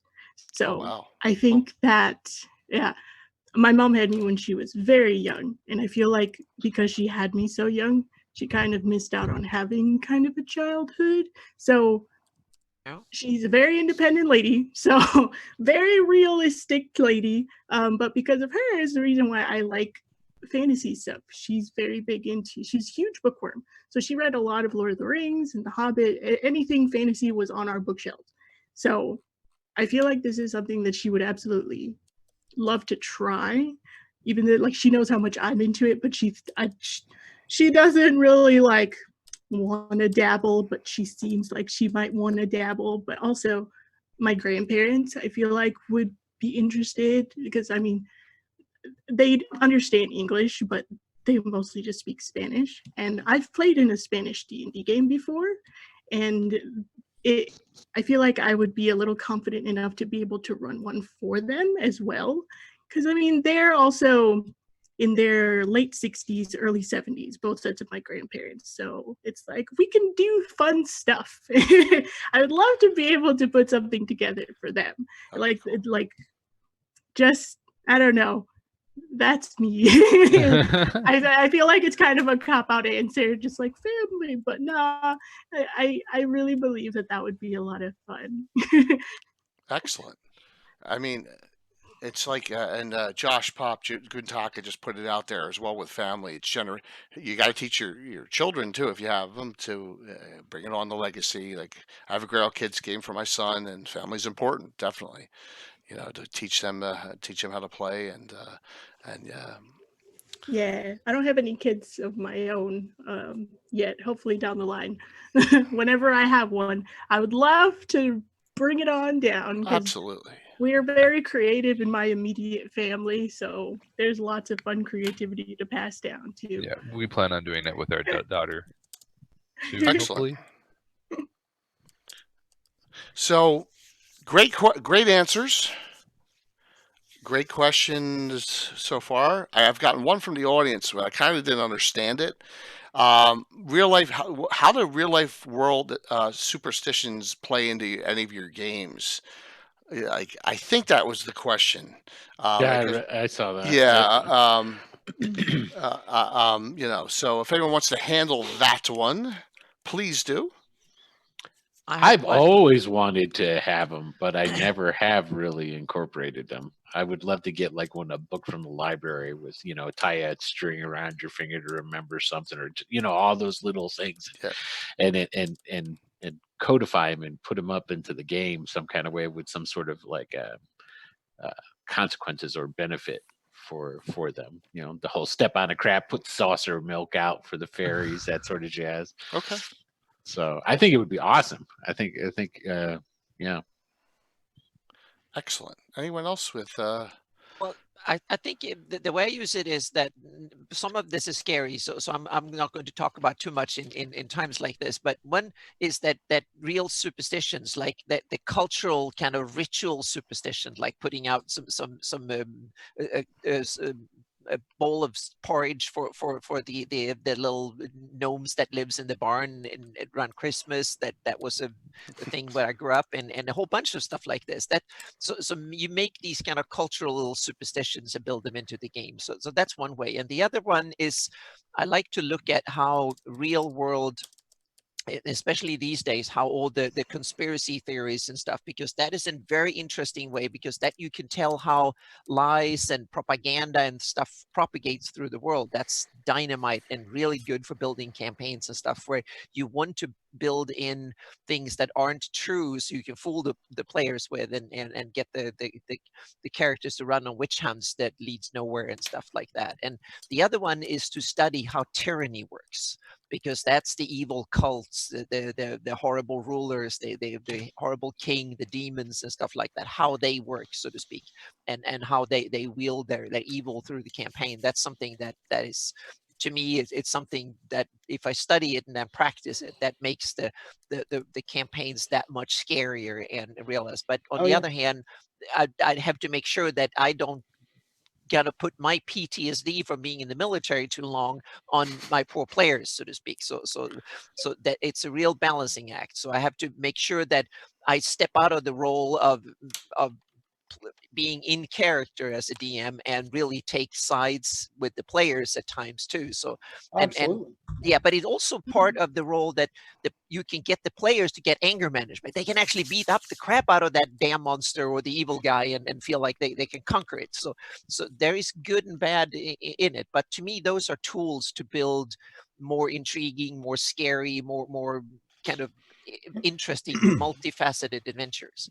Can I add to that, Anna? She mentioned something there when she said cultural, because here's the thing: a lot of people may not realize this. They may. I'm not going to suggest things, but if you do a little bit of research on a lot of the older classic monsters, you're going to find they are tied directly to cultural superstition. Exactly. And it's amazing when you go back and trace like the hags. I just Bobby Yaga's hut and all that stuff. Yeah. Man, it gives you so much inspiration just because you picked a monster. You'd be really surprised what you can find. I'm not talking just like dragons, but this wild stuff out there. It's really amazing. It really is. Yep. Okay. That's a great way to go and dig up different ways to use traditional D&D monsters, to go back and look at the different superstitions that were connected to those monsters. Sort of like for how they talk about with vampires not being able to go into a house unless they've been invited. Just little details like that that really spice things up. Yep. Tim must be tired. I'm sorry. I thought he was asleep. Concentrating. Yep. So many things to talk about. Yeah, well, that's okay. Here we go. All right. The audience is really pouring in questions now. So let's start with Josh's, and let's just crank these out here, and we'll go roundtable quickly. The question is, start with Phil. I'm kind of paraphrasing what he said. What do you need to work on as a DM? Where are you least comfortable?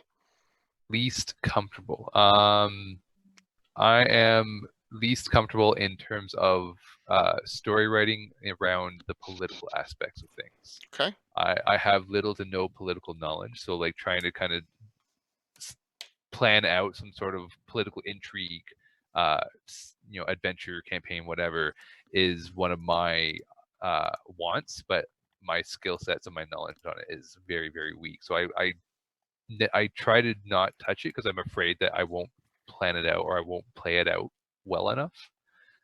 So that's like on the top of my list. My list is quite long though for that. It's okay. That's a great answer. Great answer. Mike, how about you? Something I need to work on the most probably is just trying to and I kind of hit on this early on, is just trying to relax. And I think whenever I am more relaxed, I let the players do what they I don't pressure them to do things that I want them to do, that kind of stuff. It's really hard to explain, but it's just, I feel like the game is either I'll think, oh, the game's going too slow, they're bored, or they don't like this, or half the party didn't want to do this, or and I just, my mind is just reeling on all these things, and I'm trying to have a conversation as an NPC, and it's really hard to keep things going the way they should. So. Good answer. Cynthia, how about you? Oh man. I feel like I fall in the same thing as Phil, because I'm prone to being very anxious about a lot of things, and I have a million things running through my mind about like, oh, is everyone having fun? Am I doing this right? Do they think it's right? Oh boy. So like whenever it comes down to doing something, like I really want to do something that's kind of complicated as far as like a problem that the players need to solve, so that it's not like I don't want it to be too easy, but I don't want to make it too hard, but I also don't know how to really set up a proper problem, because I feel like, at least, I mean, you're your own worst critic every time, but I always feel like whatever problems I come up with is very kindergarten. It's like, oh, this is an evil bad tyrant, oh, go and fight him down, but I want something a little more sophisticated, and I feel like I have a hard time coming up with a more sophisticated problem. It's okay. Good answer. Chuck, how about you? Don't ask me that question. I didn't ask it. It was the audience. Chuck. Can't blame me on this one. It's a tough one, man, because it's probably something a lot of people struggle with. I mean, we all struggle with different things at different times. Here lately, with me having to work all these hours for Troll Lords, and if y'all watching Tim and Steve, it's not a complaint. But I just, I have a hard time doing a lot of the older type of prep stuff I used to develop over the years. I see a lot of that falling apart a lot of times, but I handle it okay because, I've kind of evolved. Yeah, she's listening. The players are listening. I kind of evolved to where a lot of it is written by the players. I've told you that before, but I tell you really what I struggle with the most is keeping that balance of crickets from players to me turning into a railroad. I caught myself Saturday night doing that. They were going through Ebentar. I don't know if you guys know that. That's an old model that was converted to CNC, but it's basically just a lighthouse, and there was nothing up top. And they wanted to go right down in the middle of the major encounter. And I was trying to get them to kind of understand the whole story, which was kind of involved in the top part of this place. And I found myself trying to get them to go up there no matter what they said. And, I felt bad about that. The adventure turned out great. They loved it and everything. I got horribly drunk. It was great. But, I struggle with that because no one wants to hear, what are you going to do now? And you just get crickets. You don't want to hear that. Oh, yeah. You don't want to just get to the point to where they don't do anything. It's a tough balance. It really is. And you have to, I try to either pull out a surprise, a role play thing, or I try to pull in a monster sometimes. But then my biggest problem is trying to justify why this happens. You just can't say wild magic. You have to have a reason. So that's what I struggle with, really, is just trying to keep the game going realistically in a fantasy world. But, Okay. It's funny. Sorry. Go for it. With Chuck, it's funny that you mentioned the whole. You ask the players, "What do you want to do?" and you get crickets. I find that normally happens when you have a group of players where none of them want to be the lead character. So exactly. Speak, right? Yeah. So Really? You know, and the old books back in basic and stuff, they use this term called the caller. You know, and the caller would basically speak for the group. Yeah. And you know, when we played, we would kind of do that, but I've suggested it nowadays, and that's not a thing, man. People are like, you know, nobody wants to be the caller, but then nobody else wants to say anything. But then if you do anything, then they got their hands raised. Oh no, you know, so it's like. So I would love to hear from the rest of you what you do. So guys, Tim is in law enforcement, and he's been, with all the stuff going on, he's burning the candle at both ends. So just know that, please. So, okay. I have a thing with I had problems before with the checks, like you ask them what to do, and especially in the sandbox. I don't want to railroad, so I kind of ask them, and I get crickets. What I've learned is that's when you put them with the sledgehammer. That's when the shit hit the fan. So to speak. You teach the players that if you don't do anything, the world will come crashing down on you and obliterate you. So you up the tempo. That's how I do it. I up the tempo. Okay. You stress them up faster and faster and faster, so they want nothing to happen, so to speak. So they want to, meaning no downtime, no recharge the spells or any of that, so to speak. If they can spend some money and do some research, they will be happy campers. That's what I try to. But my big problem is that I want to be able to do voices, theatrics, the entertain side of it. And since English is not my native language, I have that barrier too, that I can only do one funny voice, my own, so to speak. Use tones, Anna. Tones.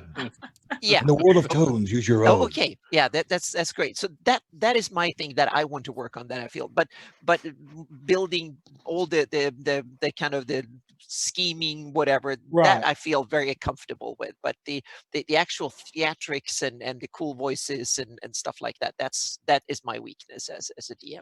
Same. I feel you.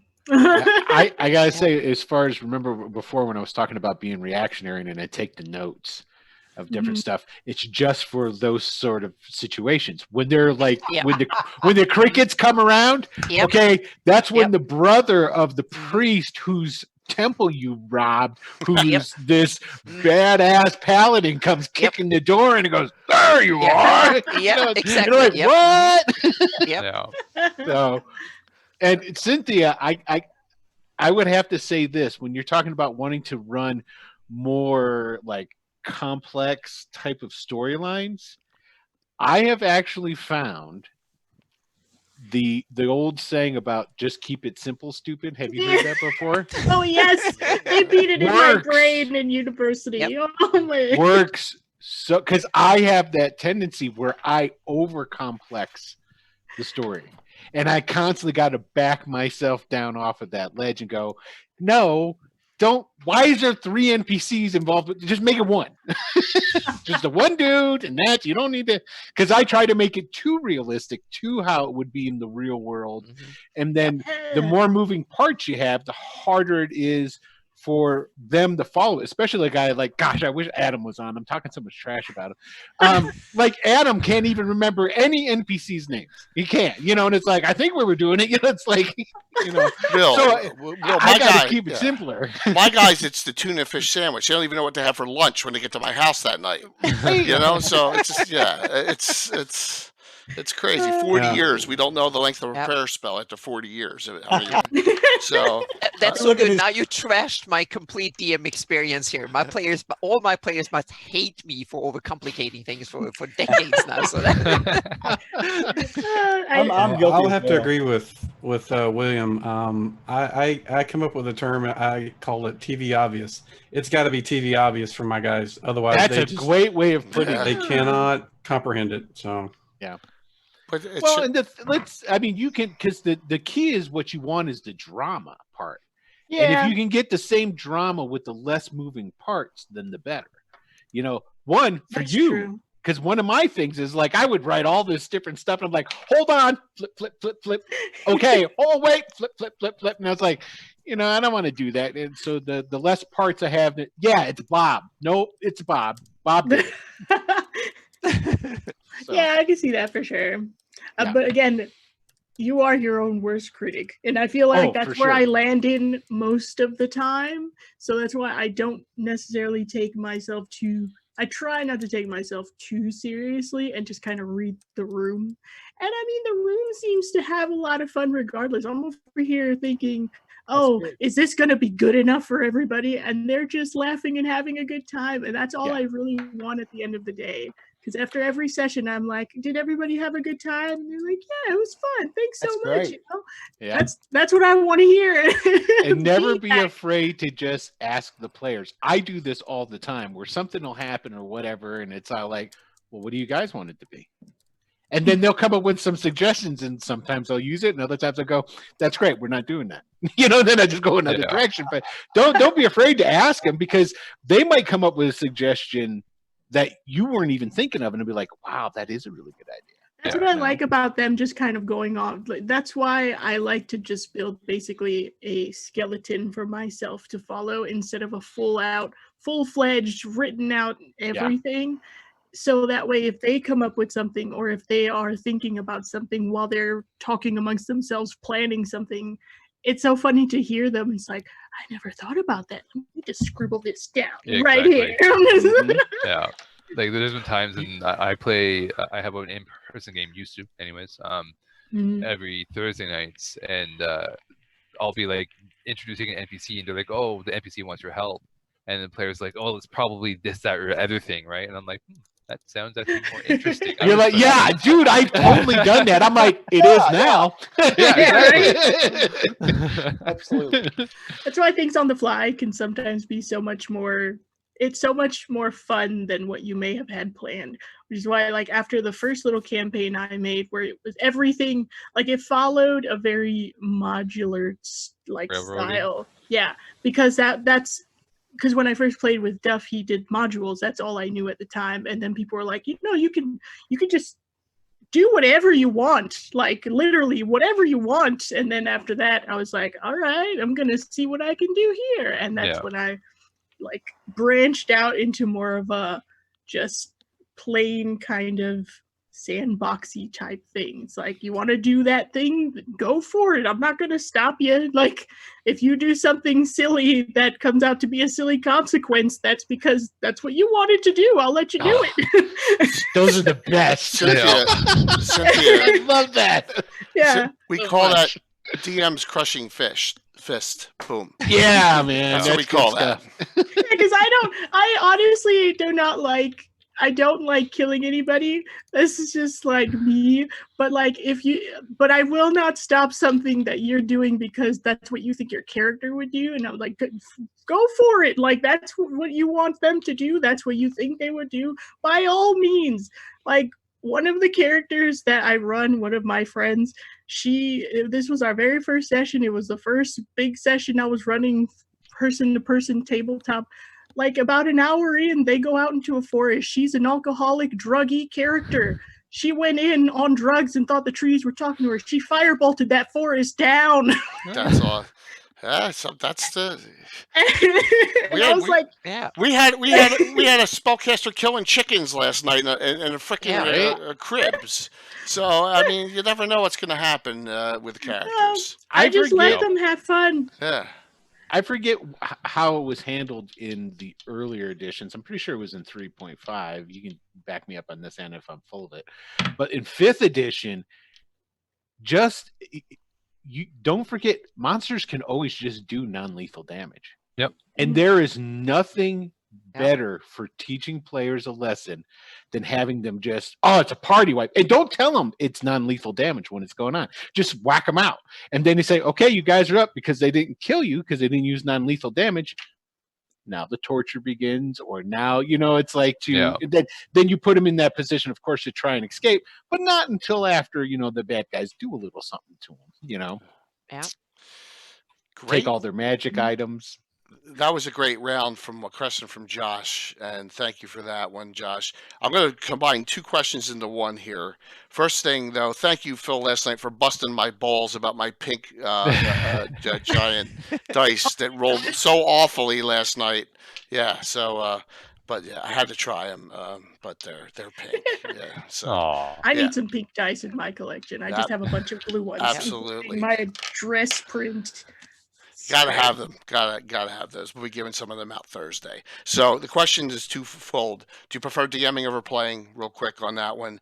Tie that in. What is a trick of the trade to use it at DM? And everyone knows what mine is. It's Jay's cheating dice, right? Sometimes you got to fudge a die roll. I put it up there. I even have an emote for it. So there you go. So, Phil, what do you think? I prefer DMing over being a player. Okay. Again, I don't play in many, play as a player in many campaigns or sessions. And when I do, I kind of use it as, I guess, more of a vacation. I don't know. I just feel really restricted from going to having a plethora of NPCs I could experiment with to having one. And I don't get too much control over the story. True. In terms of what was the second question? The tricks of the trade. Yeah, what do you do as a DM? What's your little trick you do? My little trick. I don't know actually. I don't fudge dice because at least with streaming on my games, I show the dice. Like I have the DM dice show up on the screen, so I can't really fudge dice. I kind of play it as my luck is as good as your luck. I'm not going to change it just because I crit and you're going to die, or I critically failed, but I wanted to hit you. But I guess my tips or tricks would be just get used to pulling stuff from your head. Just it's 65 to 75% of DMing is off the cuff in my mind.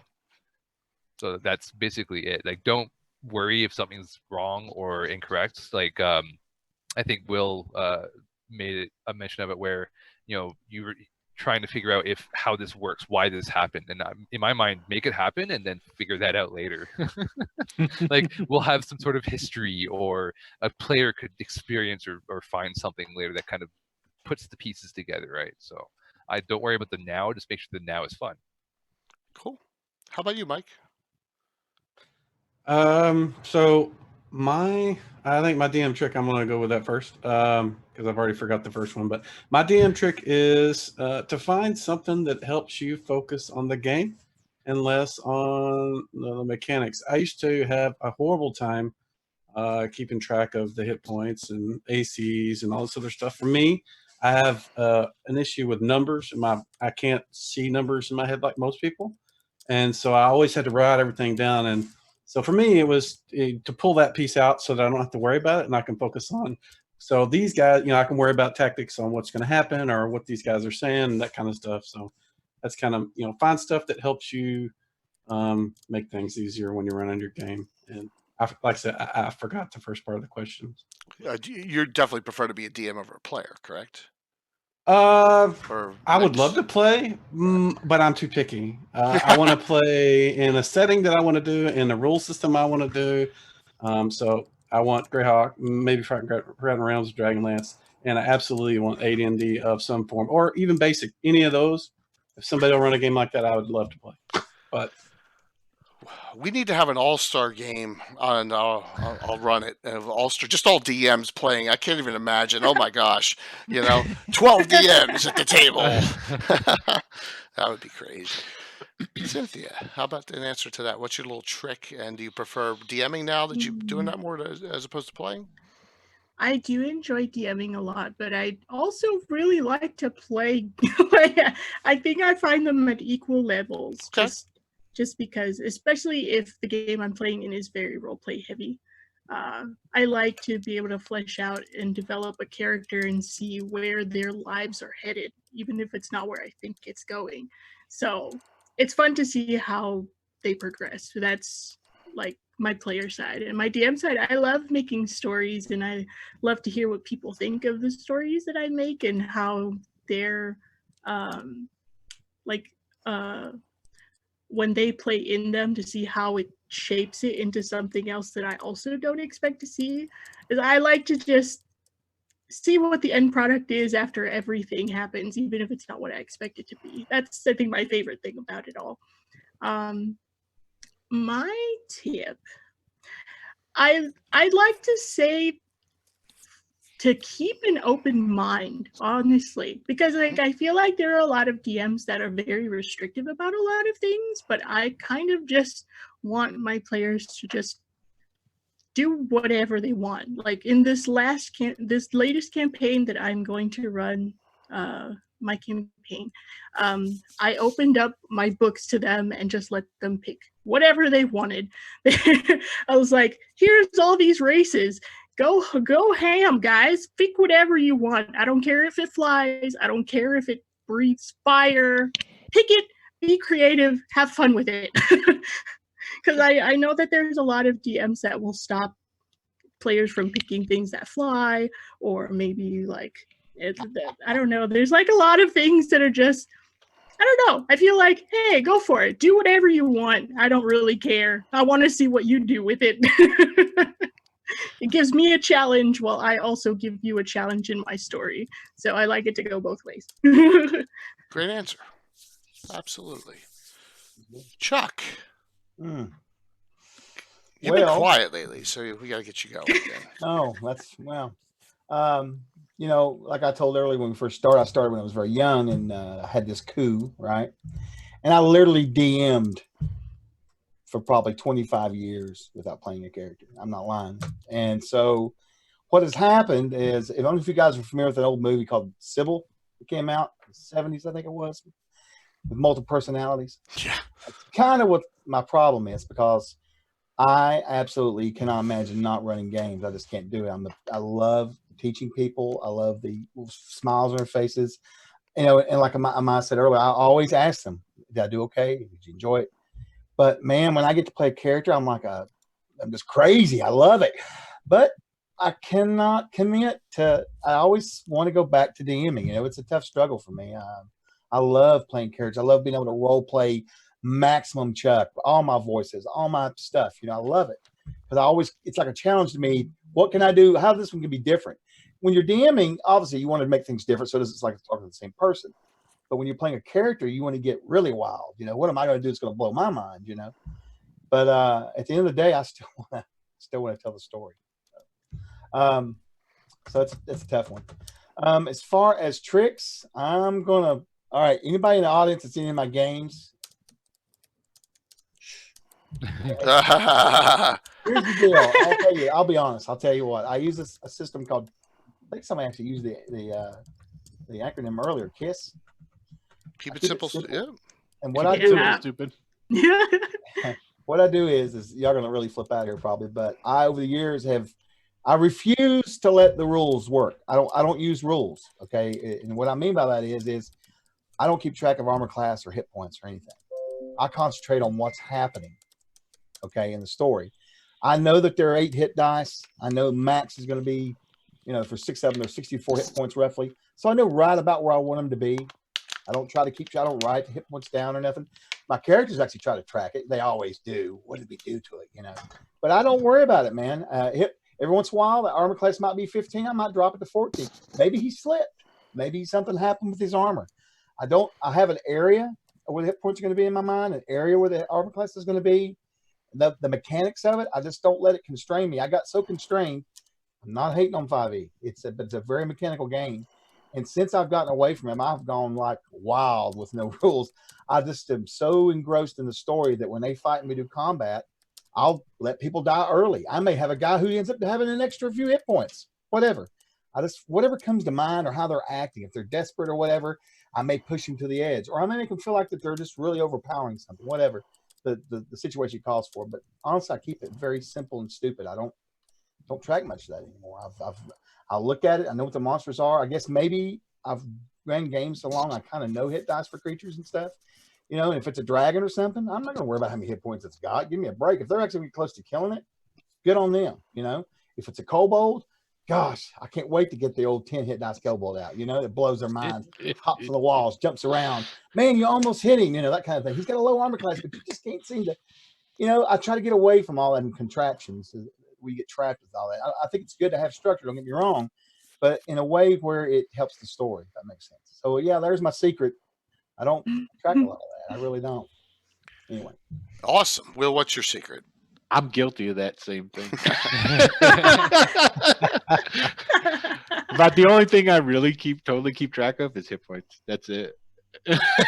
Well, I So- got them doing it now. They were doing it anyway. My players were. And I said, you know what? You just keep track of them. They'll write down fire damage. They got it, and they keep the sheets. So if they run across it again, hey, what was that? We've got it right here. I'm like, okay. Yeah. Either that or I just give it out. What was the first question? Oh, player or DM. I like doing both equally, to tell you the truth. Unfortunately, I'm a DM snob, and there's not an awful lot of people I want to play with. You know, I'll run for anybody, but it's like playing in their games. I'm kind of particular about different people that I play with, especially long term. You know, but I love playing. Will, too, you'd just as play in much. Tim's game any day. I know you would. Oh hell yeah, I would. Yeah. when he's not the way he is now. I mean, yeah, Tim's game's incredible. Well, I would prefer him to be awake. Yeah, don't get me I wrong. His game's City State of the Invincible Overlord. I mean, how old does that get? You know what I mean? 76 that's from? And he's developed it all up. It's really cool. So Yeah, that's good stuff. As far as my trick, and I mentioned this earlier, I pose questions to the players all the time on all kinds of stuff and let them make the decision. It could be, you know, it's like they'll go into like lots of times too. It's like they'll like call me on something. It's like, well, you didn't say that. I'm like, well, I didn't. Okay, well, what did I say? You know, and it's like, well, this and that. And I'm like, okay, well, you know, and it could be like even in like detrimental type stuff, like or even simple stuff, like they're going up and they're concocting a plan, and there's these doors are locked and whatever. It's like, well, what are the doors like? And when I was like, I don't know, what do you think a door for a temple would be like? You know, do you think a temple like this, would that be stone or would it be wood? I'm thinking wood. What do you guys think? You know, and you know, just to bring them into the whole decision making process on stuff. One, makes my job a hell of a lot easier because I'm getting them to do my work for me. But for two, it gets the buy-in on stuff, you know, and it could be on really serious stuff, you know, like a lot of times it comes across as just me being conversational, but I'm picking their brains too on how I might take some things. You know, it's like, well, why do you guys think that assassin killed that high priest? What do you guys think? And then just let them, you know, they could just mull it over for a little bit, you know, and it seems like a conversation. And I'll be like, okay, so that's the way you think it's going. And then maybe I'll take it that way, or maybe I'll flip it and I'll take it somewhere else. And I know they won't expect it because they were already telling me what they expected. So I'm constantly like asking, and it might seem like just little stuff, but that's probably my biggest trick that I use. awesome. And Anna will finish this up. Okay, we're running late. Let me just test everyone first. Are you okay if we go like a half hour more? Is everyone okay with that? Sound good? Yes. Okay. All right. Hey. All right. Cool. Just want to make sure.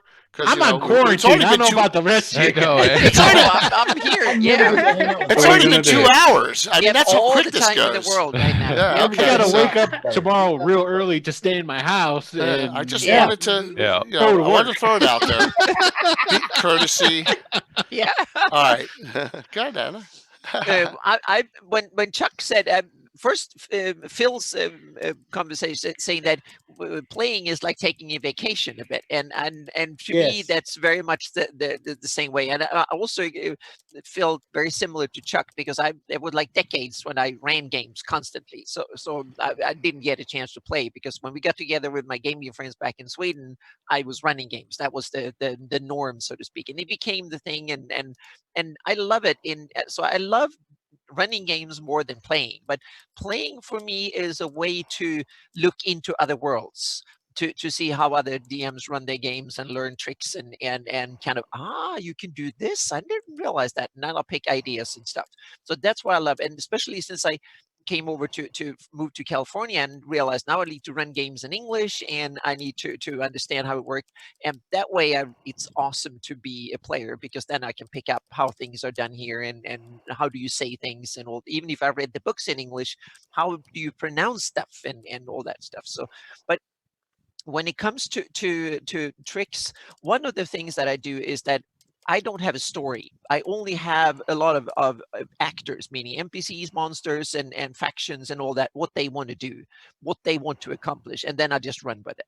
And so I have no meaning. The characters can't go off the rails because there are no rails. You can go anywhere with it. That's one. And in order to make this possible, I limit the geographical areas. A lot of game DMs, they simply say, oh, you go across the kingdom like 2,000 miles and you go across to that town over there. Meaning my adventure is it's you go across town. It can be half a campaign. So you go like 50 miles away, 100 miles away. I had a campaign in 3 years. We were within 200 miles. And we played for 3 years, and we were not outside of in the Rel Devon area. We were like 25 miles away. That took a year to go that way. So that is one way to me I super detailed the places so much that I know them, so I don't need to look in the notes. That's one thing. And the other one is a lot like Chuck said, and Will, I cheat. And one of my tricks is that I want to run bigger combats with lots. So what I do is that I use my own variant of the minion rule from that. It's been around in several editions, like 3.5. You have the monsters have 1 hit point, and then when you hit them, they die. But I made that a little bit trickier. So I simply, depending on the CR of the monster, so some monsters have, like the simple ones have 1 hit point. You hit them and they die. But then you have the more tougher ones, meaning you give, if you hit them by more than 8 points, they die. Less than 8 points, they survive. And that way I can have 50 NPCs and monsters, and I don't have to have any trick, meaning you can have waves of them coming, and they can have different tricks and if you have like 8 different orcs, and then you know the weapons by hand, meaning you know that what the different weapons do, no problem. And you can simply just adjust it on the fly, and then they have no clue. So the armor class, you can say this one has this much, and if they forget it, and then sometimes some player corrected me, oh, there was like, I needed 12 last time, and I would say it was 14. So then, okay. And yeah, so sometimes I get ousted when I cheated. But one of the cool thing is that when you do that, and then you pick a few monsters, like the sergeant that runs things, he has real MP, he has all the stats, and you actually calculate and keep track of the HP, the hit points. So I can run an encounter with 50 enemies, and there's only 3 of them that I actually keep track of. All the other ones are just there to confuse, to scare, to wear down resources, and take the brunt of it. And if you learn to do that properly, that can scare the living daylights of the players, because all of a sudden there is more than the 6. There's more coming out. They use weird tactics and stuff. Absolutely. I was going to add to that, Anna. I forgot to say, something similar to that, when I do my initiatives, I do not quite the same thing. I will do that in my mind, because obviously I'm not keeping track, like I told. But what I do is I'll break it down. I'll do groups all the time. Like last night, they were fighting like about 15 things, but I only had 3 or 4 things on the combat tracker because it was groups.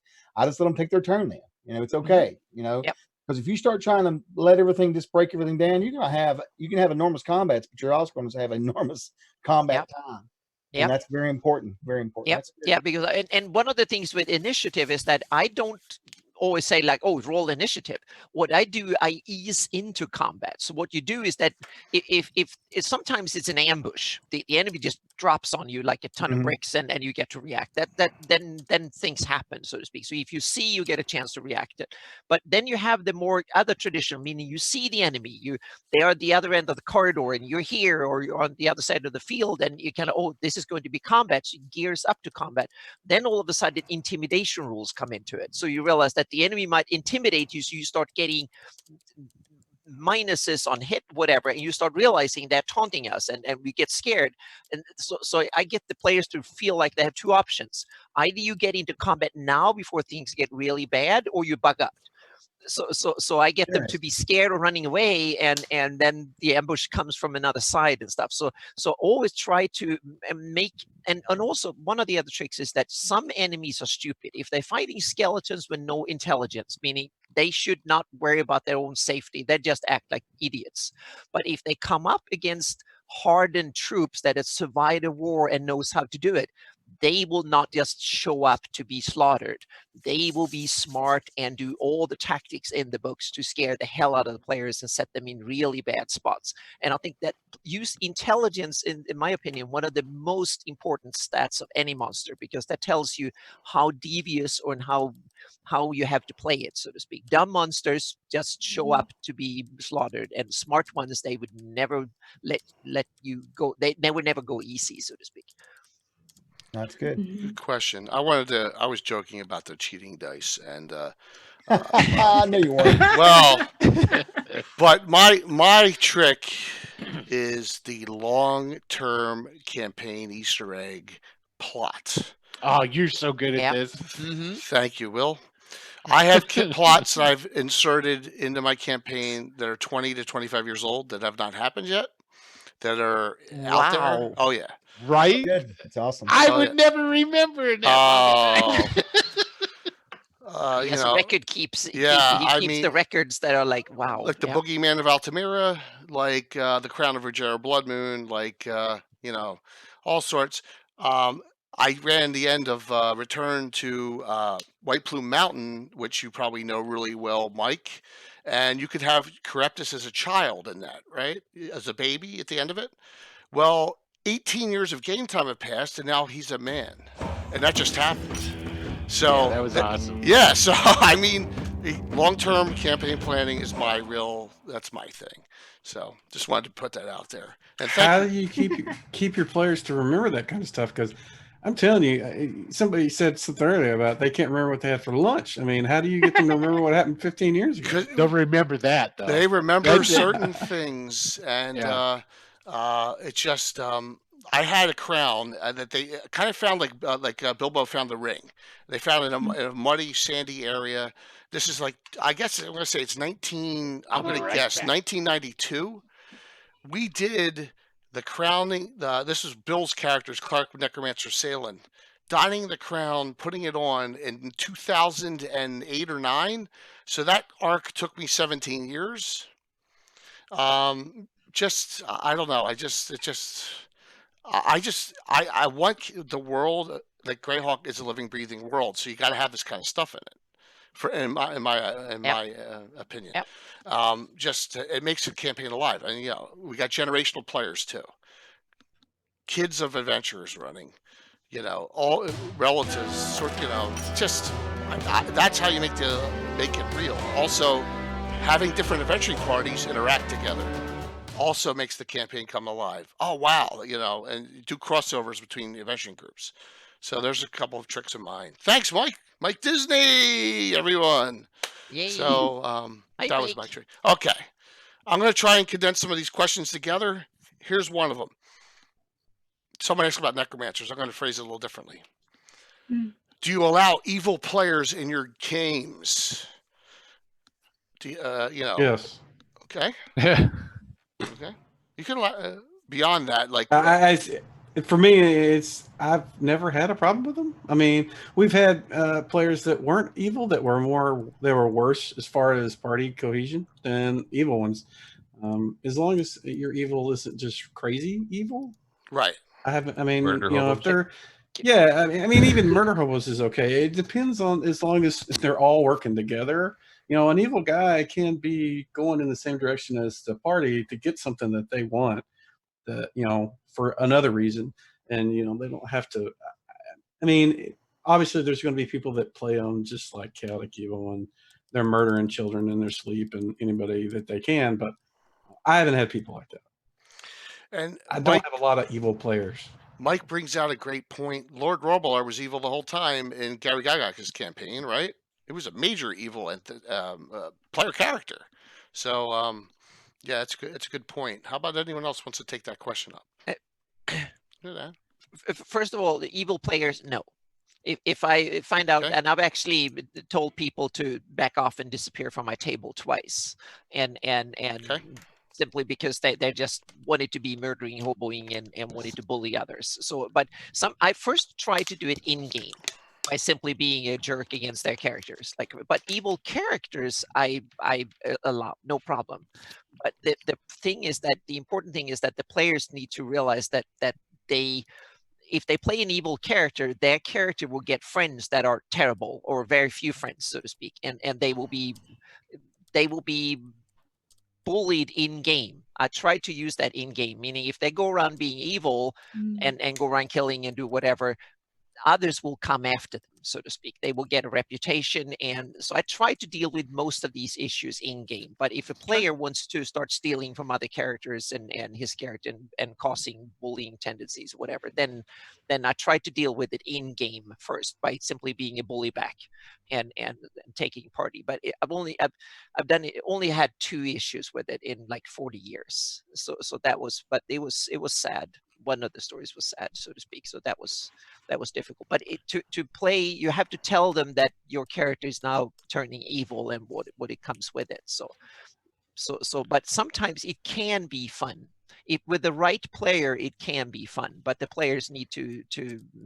It's a very tricky balancing act. Yeah, but I allow it. Yeah. Anyone else want to tackle that one? I haven't had any evil ones yet, but I also am not sure how I would handle one. Yeah. Okay. Just because I'm a super, like, I mean, I'm a very chill person, very like laid back, but also I don't know what to expect from evil characters because the people who I know who would play them would probably end up being one of those like, I want to kill all of the things, but like, I'm like, I don't know how to deal with that if that were to be in my game.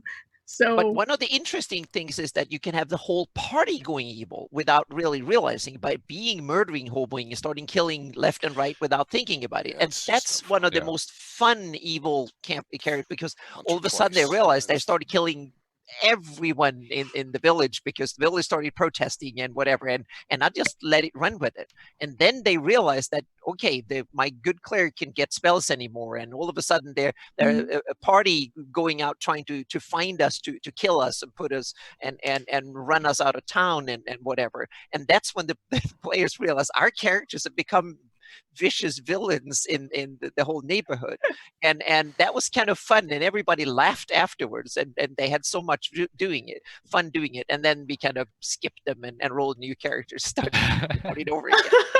Yeah. Oh wow. Yeah, I think that's one thing that I have yet to really deal with, because I don't know how to be, it's going to sound kind of stupid, but I don't know how to be mean. You'll learn. Yeah. The dice are mean, Cynthia. Now. Yes, exactly. Yes. Yeah. I'm very bad at being a bad person. That's the best thing ever, but you might need to, as a DM, to have a little bit of kind of deviousness in you. It's an asset at times. Yeah. Oh yeah, this is what I've been told. Yes, it's like, yeah, it's gonna eventually come out, and I was like, yeah, that way I could probably make it happen, because I've written things down which things could happen, or things that might be very sad or kind of stern. But me having to voice that sternness, no one ever takes anything seriously from that coming out of this mouth. I'm like, everyone knows me as the smiley, happy person that I am. Yeah. So one of the tricks, and I'm sorry for taking up so much time, but one of the tricks of doing this is that I come up with things that I don't like in real life, and then I present that to the players. So I get happy when the players get angry and butcher the damn monster and stuff. So I kind of, it's an anger management for me. When I start dislike things that happens in politics, I present these ideas, these stupidities to the players, and when they go murdering, hoboing, and killing it, I become like, yes, there are good ones in the world that do things. So it's that way I can use my own anger and frustrations, and the players can be the salvation that solves it, so to speak. And that's one of the tricks I'm using in order to present it. Yeah, that I could see that for sure. That would probably help me for sure, because like I'm the friend that's like the mama bear friend in the group of friends, and I'm also like, oh, be careful, just like, don't, never really very angry. It just doesn't come out for me. I don't really know how to be angry. It's weird. It's very strange. I know. It's not anger. It's not anger you need. You need it, well, I would say more of a deviousness over anger. There you go. Mm. You need A to know devious- to hold it back, and then you need to nail them when they don't expect it for something. Then they're You going know, to and I remember. thought- Like I was Anna wish- said, let the hammer drop. Exactly. Yeah. And that's that's probably the best. that you got to throw that wrench in every now and then. You really do, and Yeah. that way that you keep them on their toes. And that's just another suggestion I could give from Yeah, your DM. I think that's probably the devious is probably the better way to see anger it. is And I probably the think, wrong word. Yeah. I think that because I am like I am, I think it would be an even bigger surprise for a lot of my players because they're not going to Yeah. expect Yep. it. Oh yeah. But I appreciate the tips. Yes. No problem. So, anyone want to tackle this? I know we're going to run up against 10, so I'm going to ask everyone for synopsis here. But Chuck, anyone else want to tackle evil? Well, I mean, as far as my guys, my real life group that we grew up with, they ran an evil campaign for probably about 15 years. It's a long time. Yeah, and it was very successful. There were a lot of backstabbing and stuff going on, but we were all buddies. We grew up together, so they loved it. You know what I mean? But when you start getting down here playing amongst the world, it's not that same camaraderie. I mean, there is, but it's not like growing up with some dude you went on a double date with in high school. So I've had, since I started doing virtual, of course, con games, I never think I've ever done an evil. No, evil game. that's never. off limits. When you But- played but with that's- strangers, yeah. Right, but exactly, it's just not something you want to do. But virtually, I've only can think of only one. I've only had one campaign. It's on hiatus right now, and we had a long talk about it because I typically don't want to do that. It's not that I don't. It just opens up a lot of doors, and I have gotten really weird in the past few years. I used to be when I was growing up, you had the alignment charts and all that. I've almost gotten to the point where I think alignment's just subjective. I swear I do. It's more of a guide for how you want to play your character. Sure. Yeah. And there shouldn't be nobody standing out there with an alignment card trying to judge you. My old school guys are always doing it. You're not playing right. I'm like, come on, But anyway, Nice. but these guys got together and we had a long talk about it. I said, this is what we'll do. We'll play, but we have to understand that nobody's going to get pissed off at each other with it. Now, they had already been playing a campaign for a long time together, which was helpful. And they played, we went through White Plume Mountain, just to give you an example. And there's a scene in there where they have to go across this big room filled with lava, and there's these discs on chains that swing. And every so often, gouts of flame shoot up. And Mike knows what I'm talking about. I know exactly what you're talking about. They were going across this thing, and one of them fell into the lava. The cleric had already made it to the other side. He was a worshiper of Talos, okay, and god of storms and destruction. And the guy was like, "Help me!" And he went to go. They worked well together, but he was down to one heel left. Guess what happened? He said, "Sorry," And the guy sunk beneath the lava. And Oh my gosh. And man. I mean, And then the everybody just kinda vampire looked ate at him. each other. Yeah, it was kind of a tense moment, but they were okay with it. It worked out. He rolled another character and whatever. But it wasn't it turned out well. Okay. But that's the only campaign I've ran online in 10 years that's worked out. I've ever done that with, it's predominantly it's neutral to good. I just try to give them challenges.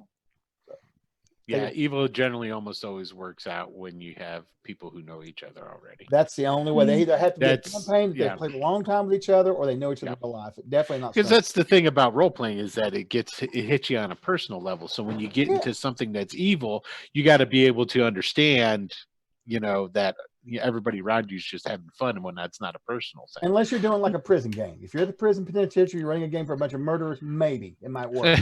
Right. Will's actually right. That's exactly right. It touches on that. And so, innately, we're not going to want to do that out rarely, we hope not, so it's kind of, it's the whole role play thing. People can say, oh, I'm going to role play this, but when it really comes down to it, your inner being is going to come out, so it's better to not mess with that feng shui, so to speak. So I'm hoping everyone's having a great time on this, and this is really a worthwhile discussion, definitely. Listen, Okay. I haven't seen all these great people in a while. This is awesome. That's good to hear. Great audience out here. We've got a great crowd tonight. Yeah, it's definitely, Yeah. definitely, and that's why I love doing these so much, because I know it brings the community together, and you get a lot of exchange of ideas. We're getting close up to that 10, so let's do shout outs. What I want you to just talk about what you have planned, what's going on. I'll throw your shout out into the chat as well, and then we'll call it an evening from that point on. So who wants to start off? Anna. Let's start with Anna. We'll go right around the corner. All right, Anna, what do we got? Yeah, tomorrow I will launch the Rivers of the Flannies map. Will come tomorrow, and like I said in the intro, it will be available for everyone. It will be on my website for everyone to download. And then we have a Legends and Lore, but that I can leave to a whole bunch of seminars and stuff that Jay will take. I can mention one seminar that I'm part of for the virtual GaryCon, and that's Freelancing 101. It's by Cobalt Press, and it's writing and illustrating for tabletop role-playing games. It will be James in the Castle, me, and probably some other freelancers that works for Cobalt Press doing stuff that we will talk about a little bit how it is to be in the business and how you got in, how we got to do this in the first place, and why people pay us money to actually do stuff like this, and some of the hang-ups and difficulties and stuff like that. So that's a seminar that I will be involved in. And then we also have Whose Map Is It Anyway? That is, well, the Freelancing 101 is on Sunday the 29th at 2 p.m. Central. And then we have the Whose Map Is It Anywhere? Alyssa Faden, Kveer, Mendel, and me. We're three crazy cartographers that decided to have a seminar together simply because we like to hang out and babble maps. And now when we real GaryCon got canceled, so we realized we have to do it virtually. So we will do it on that is on Saturday at 2 p.m. Central, and it will be on the vttgarycon.com channel. I'm not really sure. Yeah, it will be hosted by someone there. So there we will babble about maps and stuff for a couple hours. Yep. Who knows what channel it's going to be exactly. on. So that Jay will talk more about what will be where, so to speak. He lives this nightmare right now. Thank you. Yeah, and so that is what I'm having the next upcoming week, and my own seminar too. That will be the big thing for me. Yeah, so that's on Friday is at 6 to p.m. 8 Central. Yeah. Central. That will be my 2-hour seminar where I will kind of talk about my map making, my work and techniques and projects and what I have been done a little bit, because there are a lot of things that I've done that most people don't realize that I actually was involved in. So a little bit of bragging for 10 minutes, and then I will actually talk about what I'm working on and what I want to do and things in the future, especially some cool new Greyhawk projects coming up.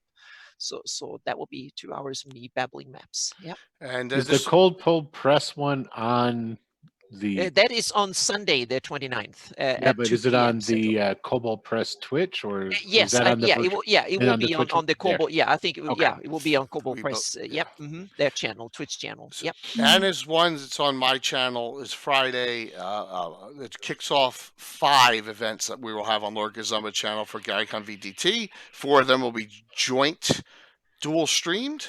I'm testing, like I said, I'm testing it tonight. The channel's been changing on the second one. We believe Anna's will be on Wizards of the Couch and Lord Gazumba, definitely. Okay, so but we'll get that all finalized and changed up, this placard, as soon as we know that. But it's going to be a huge one too. We all know how fantastic Anna's stuff is. And please, if you haven't Patreoned Anna's site, I already put it up again. I'll put it up again. It's the best $5 a month you're ever going to spend. Trust me. It's worth it. Yep. It's absolutely worth it. It's just such a great, the stuff she does for my group is unbelievable, and the stuff that she provides for Greyhawk content and other companies is just wonderful. So let me remove that, and thank you, Anna, for that. And Anna and I will be on Legends of the Lore coming up Wednesday. Well, I'll talk about that in a second. So Phil. That's going to be a hard act to follow. That's okay. Yeah, so my week isn't as crazy as everybody that's doing stuff for GaryCon, but for me, Tuesday night I'm doing another Zanella session with a different group of players. So that'll be at, I think it's 8 p.m. Eastern time on the Zeltaris channel. Other than that, we have our normal Fridays, which is the Pyro Club, which is the one I've been running with my cousin for the last 4-ish years. And then I'll be attending as many GaryCon streams as I possibly can, because they all sound really good, especially the one with the ones with Anna and the ones with the UJ and Frank and Ann and Duff and all of them. So I look forward to seeing those. Thank you so very much for that shout out. I really appreciate that, Phil. And what a pleasure it has been to have you here. Thank you. Thank you very much for having me. Great. Awesome. Been a great discussion. Mike. Well, if you are interested in Fantasy Grounds and AD&D, find me on the forums. I run a game every Saturday at 8 Central. If you want to watch, see how it works, that's kind of how I learned how to use Fantasy Grounds. Fantasy Grounds also has a Discord, and there's an Advanced Dungeons & Dragons channel that if you have a question, I will pretty much answer it pretty quickly. But other than that, I'm just happy to be in company of all these other guys. So. And Mike, I always say personally, you've been one of the earliest supporters of my channel. Thank you so very much for that. Really appreciate it. I love what you do. Thank you. Thank you. Cynthia. Oh boy. I'm gonna link you out here real quick. I gotta find it. I got them all over the place. There we go. Well, thank you. You're welcome. So starting on the 31st, probably every other Tuesday, I'm going to start running my own homebrew campaigns, the first long-term-ish campaign that I'm going to be running.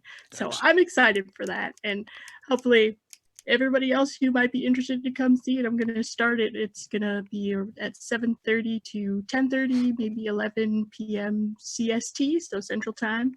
So if you want to hop in and check us out for that, hopefully you could come and give it a watch. Besides that, I just stream every so often right now, especially during these times where everyone is just home, what else could you do? But just out here trying to have a good time. Shout out to everyone who's doing all of that GaryCon VTT stuff. Thank you for all of your hard work putting all of that stuff together. I know it's definitely super hard work, so thank you for all of that. But yeah. I'll give a nice comment to Jimmy. He's got to be pulling what hair out he has left in this. Doing all this, and it is he's really been put through the ringer, and I respect a lot of him for everything he's doing right now with VTT. So thank you, Cynthia, and really it's been a pleasure for you for me to have you here and everyone here. Thank you so much. You're welcome. Yeah, You're welcome. I appreciate it so much. Our pleasure, absolutely. Chuck. Chuck's at a loss of words. Oh, you okay? No, he was just muted. I'm enamored by all this. No. But all right, so real quick, like they touched on, we have virtual GaryCon coming up. Trollord Games is running a bunch of seminars, some of them over top of Jay. Yeah, but no.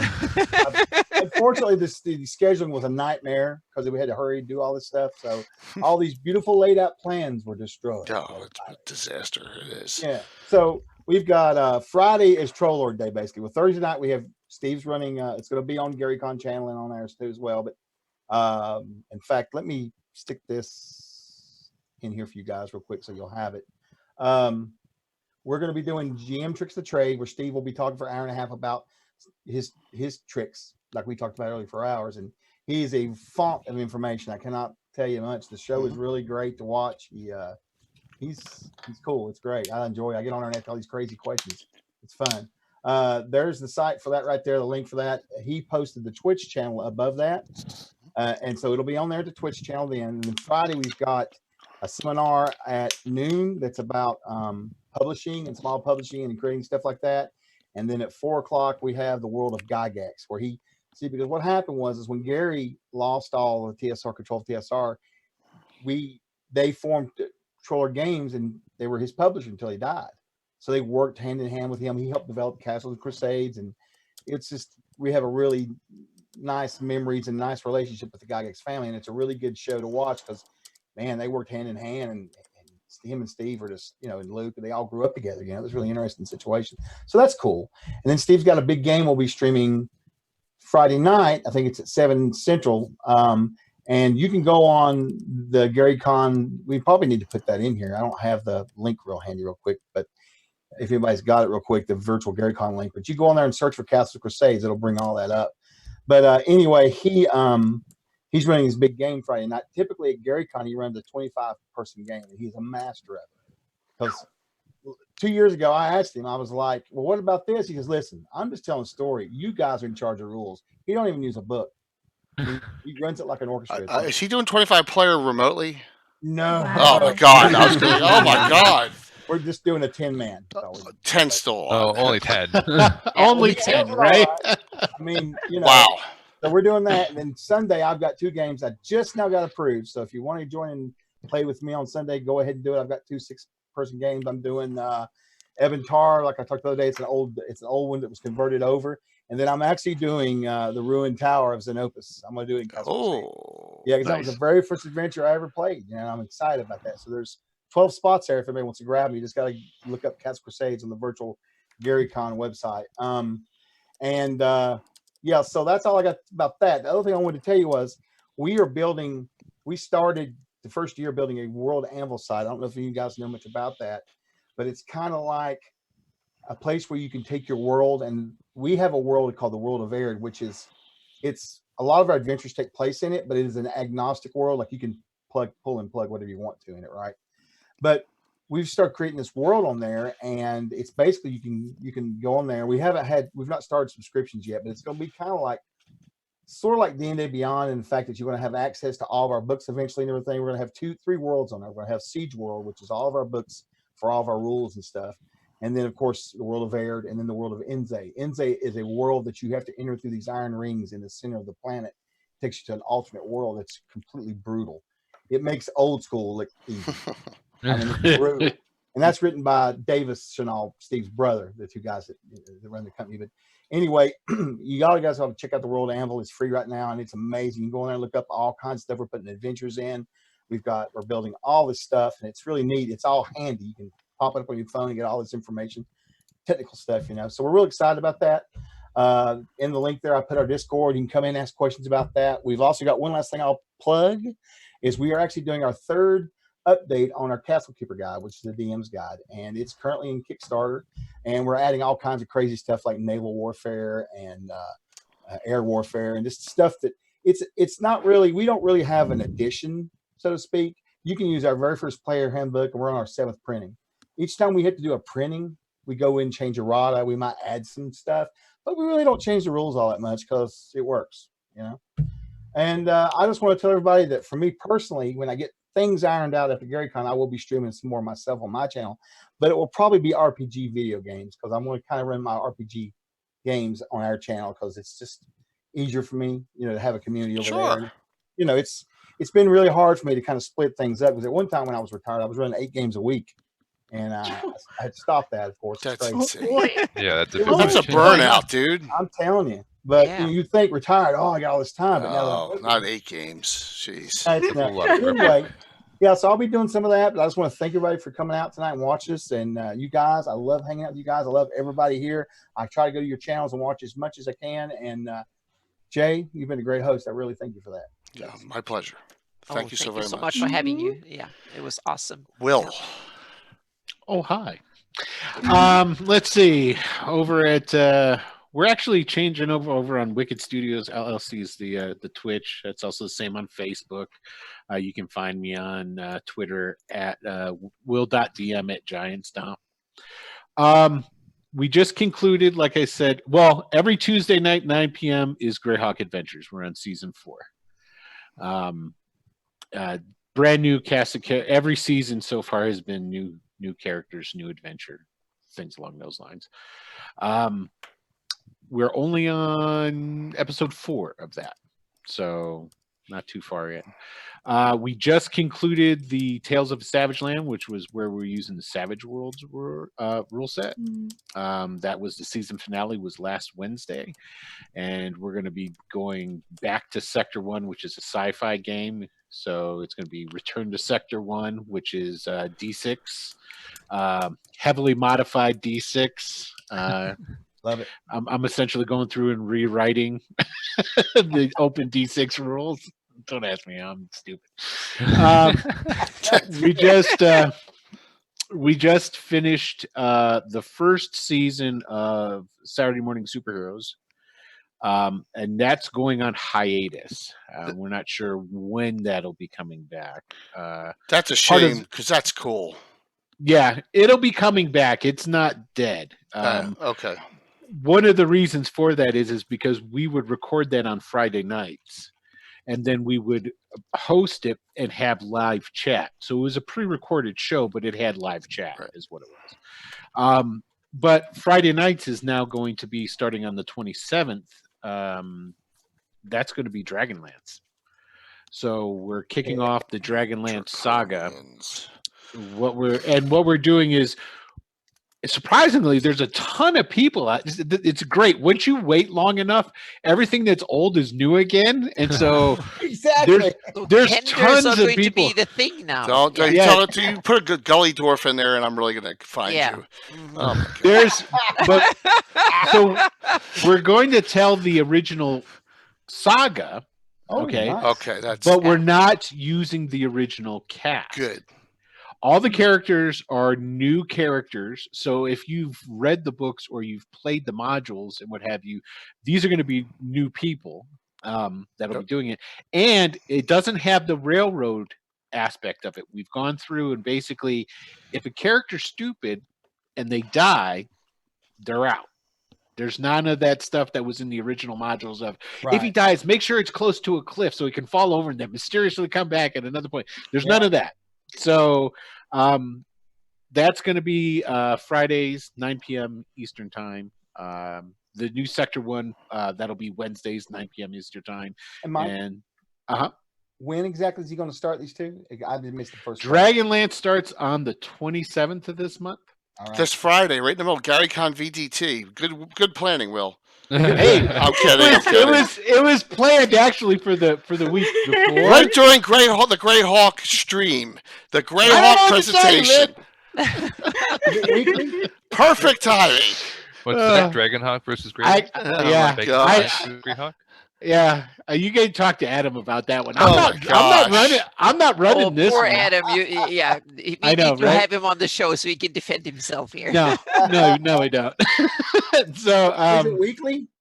Yes, it's going to be a weekly game, and Cool. who knows how long it's going to take us to go through it because we're going to do the full 13 modules. Wow. So, That'll be a long time. That's like So- 2 years. At least. Maybe. But I'll be a player in that. I'm not going to be. I'm not cool. DMing. Who's DMing? Oh, Adam? well, never mind. Is Adam Never mind. DMing? Adam's doing the Oh, DMing. that's awesome. Yeah, Adam's doing the DMing. That's great. I'll be doing Sector 1, Return to Sector 1 on Wednesdays, 9 p.m. And also Greyhawk Adventures is Tuesday at 9 p.m. So, and we're still playing around with what we're going to do with Saturday Morning Superheroes. Probably what's going to end up happening is that we might end up changing the name, and then we haven't figured it out. I just think it was the time slot, Will. I think that's a great game. I think Yeah. I loved it. 80s based, kind of like Watchmen-like. It was cool. It was cool. Yes. So Saturday mornings are tough. yeah, Saturday mornings are very well. rough. So Yeah, and it was the we used the original TSR Marvel Superheroes role playing game system. Is Yep. what we were using, and it's like I said, it's going to continue. We just have to figure out the availability of me, Adam, and KemJam because it's only a 3-person cast on that. Yep. and PVs. I love that, by the way. yeah, and then we just to go through and then after figure out when we're gonna actually record them. Because one of the reasons we pre-record this one is because Adam puts in special effects. yeah. Mm-hmm. So Even do it Yeah. once a month, just to throw it we're in there. thinking every other week. Yeah, is yeah, probably what's seriously. going to end up happening with it. But then we're not sure is when it's going to air. So that's the other thing. So, but yeah, that's about it for me. I mean, besides doing my artwork, I've got the stuff coming out with when does the Orth Journal actually come out? On Friday. I Friday think night it will during be. your Yep. opening of your Dragonlance game. Exactly. Yes. That's Exactly, when it will man. be. Perfect timing, Will. Right. I'll mention it. Plus, Yeah. we're giving away free copies of the print version that night too. Oh, We got a lot of stuff going I'm on. gonna be there for that. I'm sorry. Bear with me, please. I got a lot to go over. I'll go as fast as I can. All right. Wednesday night, our next show, Legends and Lore, Adam, Mike, and me. We decided to make it a little lighthearted. It's just called Fun in Greyhawk. Okay. We're going to talk about the lighter side because We're not going to talk about plagues or anything crazy like that. We're going to talk about some of the ridiculously fun or stupid modules out there, bars, There's a lot of them. drinks, whatever you Yeah. want to talk about that night. We're just going to have a fun conversation because it wasn't supposed to be on anyway. We're supposed to be all traveling to GaryCon that day. So we just added that one in. Okay. So that's number one. That is Wednesday. Counting tonight, I have 9 streams this week. It's a lot for me. Easy. But I'm excited about it. That's number 2. This was number 1. Thursday night, the date is wrong. I apologize. We finish up adventure number 874, and that's that's adventures, not sessions. And the Night Riders, and it's a Coven of Hags. It's so ironic what Anna was talking about. Yes. Oh yeah. Yeah, it's Yeah. a Coven of Hags, and they've been riding some of the leaders, the Night Hags, and draining their constitution of these Fultians in the Shieldlands, and that's part of the Trials of the Legion mega series we're doing. That's Thursday night, and I am giving away 3 sets. My sponsor Stratagem of our great Titan dice, even the pink ones, guys. Holy smokes, I'm there. Yeah. Titan dice, 3 sets, 2 drawings for subs, 1 open for anyone followers. Okay, fair enough. Very cool. Very cool. We make we give the subs their due. Like I said, Stratagem, Miniature Building Authority, and Reaper all sponsor my channel, and they're all fantastic sponsors. Okay, now to GaryCon VTT. Yeah, that's a good question, Celestin. What you got a URL for the dice? I'd like to see that, please, Sid, as well. I'm sorry. The dice. You got a URL for them? A link? Well, I have an ad for them. I'm going to run at the end if you want to see it again. But it's just go on Titan Dice and do Wiz Dice. Wiz Dice is a subcompany of Stratagem and Brybelly. Right. Okay, Wiz Dice and Titan Dice. Okay, for these sets, they have multiple colors. But here's Calliope and Nyx. This is the black that I fumble with all the time. This is the pink that I fumble with all the time. So you got that. All right. They're great. They're cool. They're really large and meaty. All right. Starting off with Anna's. We showed Anna's. Starts it off. The second channel's in flux, but it'll be dual streamed. After Anna's, we go the exact time. Will is starting his thing to celebrating Greyhawk of Fandom Renaissance. That's 9 p.m. Eastern, 8 p.m. CDT, Friday night. That's the second Gary VTT event we have after Anna's. We are giving away at least 2 Print Earth journals, a Brian Blumklot's Heraldry custom done, and Alan Grohe is giving away some things as well. During this, I'll do the drawings through Streamlabs. It's going to be a great, fun seminar celebrating Greyhawk, the Fandom Renaissance. Myself, Anna, Alan Grohe, Christoph, Brian Blumklotz, Greyhawk Mike. Did I miss anyone? Carlos, but he will probably not be on. Yeah, that's so, from what we heard. Yes, and please, you have to be on this channel to do the drawing because I can only do it in Streamlabs connected to mine. It's a real shame, right? But that's just the way it works on that. So, all right, that's number 2 for number 3. This is the one that Zoltaris, Phil, you're looking forward to. So am I. We prepped this all today. Streaming Roundtable, DM's Roundtable, streaming and technology in D&D. Saturday morning, 10 a.m. CDT, 11 a.m. Eastern. Myself and Frank from Nightheart Gaming and Jimmy Duffy, Prayers Rejects. We've prepped it all out today. This is to help the entry-level people get into streaming, give them some ideas, give them some of the pitfalls of Twitch we all know about, and talk about important things on starting, what the difference between a VTT and a communication software like Zoom is, and a broadcast software like OBS is, because a lot of people don't know that. So that's what we're going to do in this one. And plus, people will go, how the hell is Frank and Ann doing that in their house, right, at Nightheart? We'll see all that stuff on that one. It's going to be a good one. I'm giving away a bunch of my Lorgazama mouse pads. We may have some other giveaways on that one.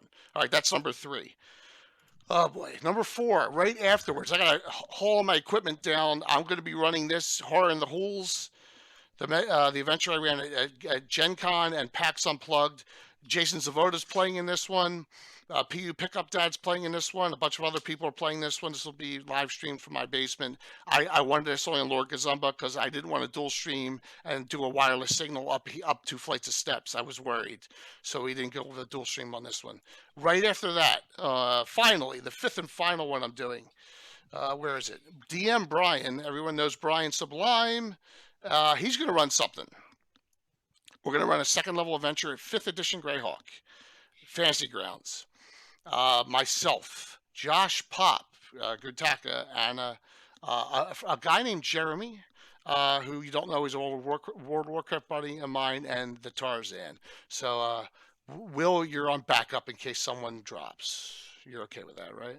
I thought you would be, because just like last couple times. Make me the second backup. Yes. Well, okay, I will. Will's always been the 5e, this backup for this show when DM Brian runs things. So we're playing 5 characters.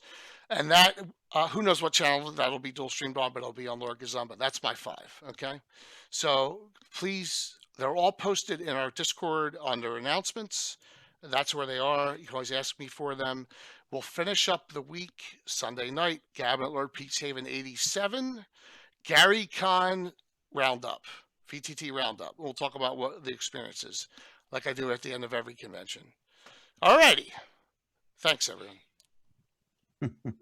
Love you all for coming on. Thank you for being very being great members of the community. Yeah. Hope you have a great weekend. Stay safe with your family. And we'll have a little bit of, you don't have to jump off Zoom. If you have to go, it's fine. We usually do a little after party, but if you have to roll, it's no problem. Here's the Titan Dice. I'll show the ad for that, and then we'll head out. Of course, I'm hitting the wrong buttons. Wrong buttons. Thanks, everyone. Thank you, guys. Thanks, everybody. Thank you. Bye, guys. Thank you. That was awesome, guys. That's cool. I like those ones. Those Titan dice look cool. Oh, I've Yeah, got they're a set of those. Mine's not. I don't remember what color they are though. I've never My wife opened wants them the up. pink one. Someone got them more for That me. looks cool. Yeah, I don't think I've got black though. That's Yeah, cute. I was using the blacks, and then I went and got the pinks last night. And I was like, because the blacks were just, Really? I lost 7 straight initiatives. So I switched to the pinks, and I didn't do much better. So, Hey, anything with larger cover type twice. or larger numbers, Amen. I am all to that. about. Amen to that. Yeah. That's this. I type all my notes in font size 14 now. I know, right? I have on Fantasy We're getting Grounds. old, Because I've got a special font on Fantasy Grounds called the Old Man font. Jimmy, thank you for that. I appreciate the compliments, everyone. Thank you all who came on, who normally don't watch this channel and participated, because you were with another channel. It means a lot. We're going to try to spread the wealth around to all the channels. That's kind of the point, too. We want everyone to have a wonderful community, and there's no reason why we can't support each other. So, I'm losing my voice. That's very kind. Thank you. You're welcome. You know, I meant to say this earlier. I'll say it real quick. I am so thankful that I found your channel, Jay, because I've met all these wonderful people like Will and Nightheart Gaming, and I can't think of them all right now. But you know, everybody that kind of hangs out on your channel and you're doing your streams, it really helped me to get out with among other games. You know what I'm saying? And other groups of people, because it's hard and it's very important for us all to network and help each other. You know? Oh, yeah. And I'm so thankful that I met you guys. It's been great. It's been really good. I used to buy Anna stuff. I never thought I'd ever actually talk to her. Now I see her a lot, actually. Thank you so much, Chuck. Yeah, I've been around. We've been chatting and kind of socializing virtually on the internet for years on Facebook and whatnot. Now it's awesome to have a chance to hang out. So yeah, next year we'll meet at GaryCon. Oh, it's gonna be great. Yep.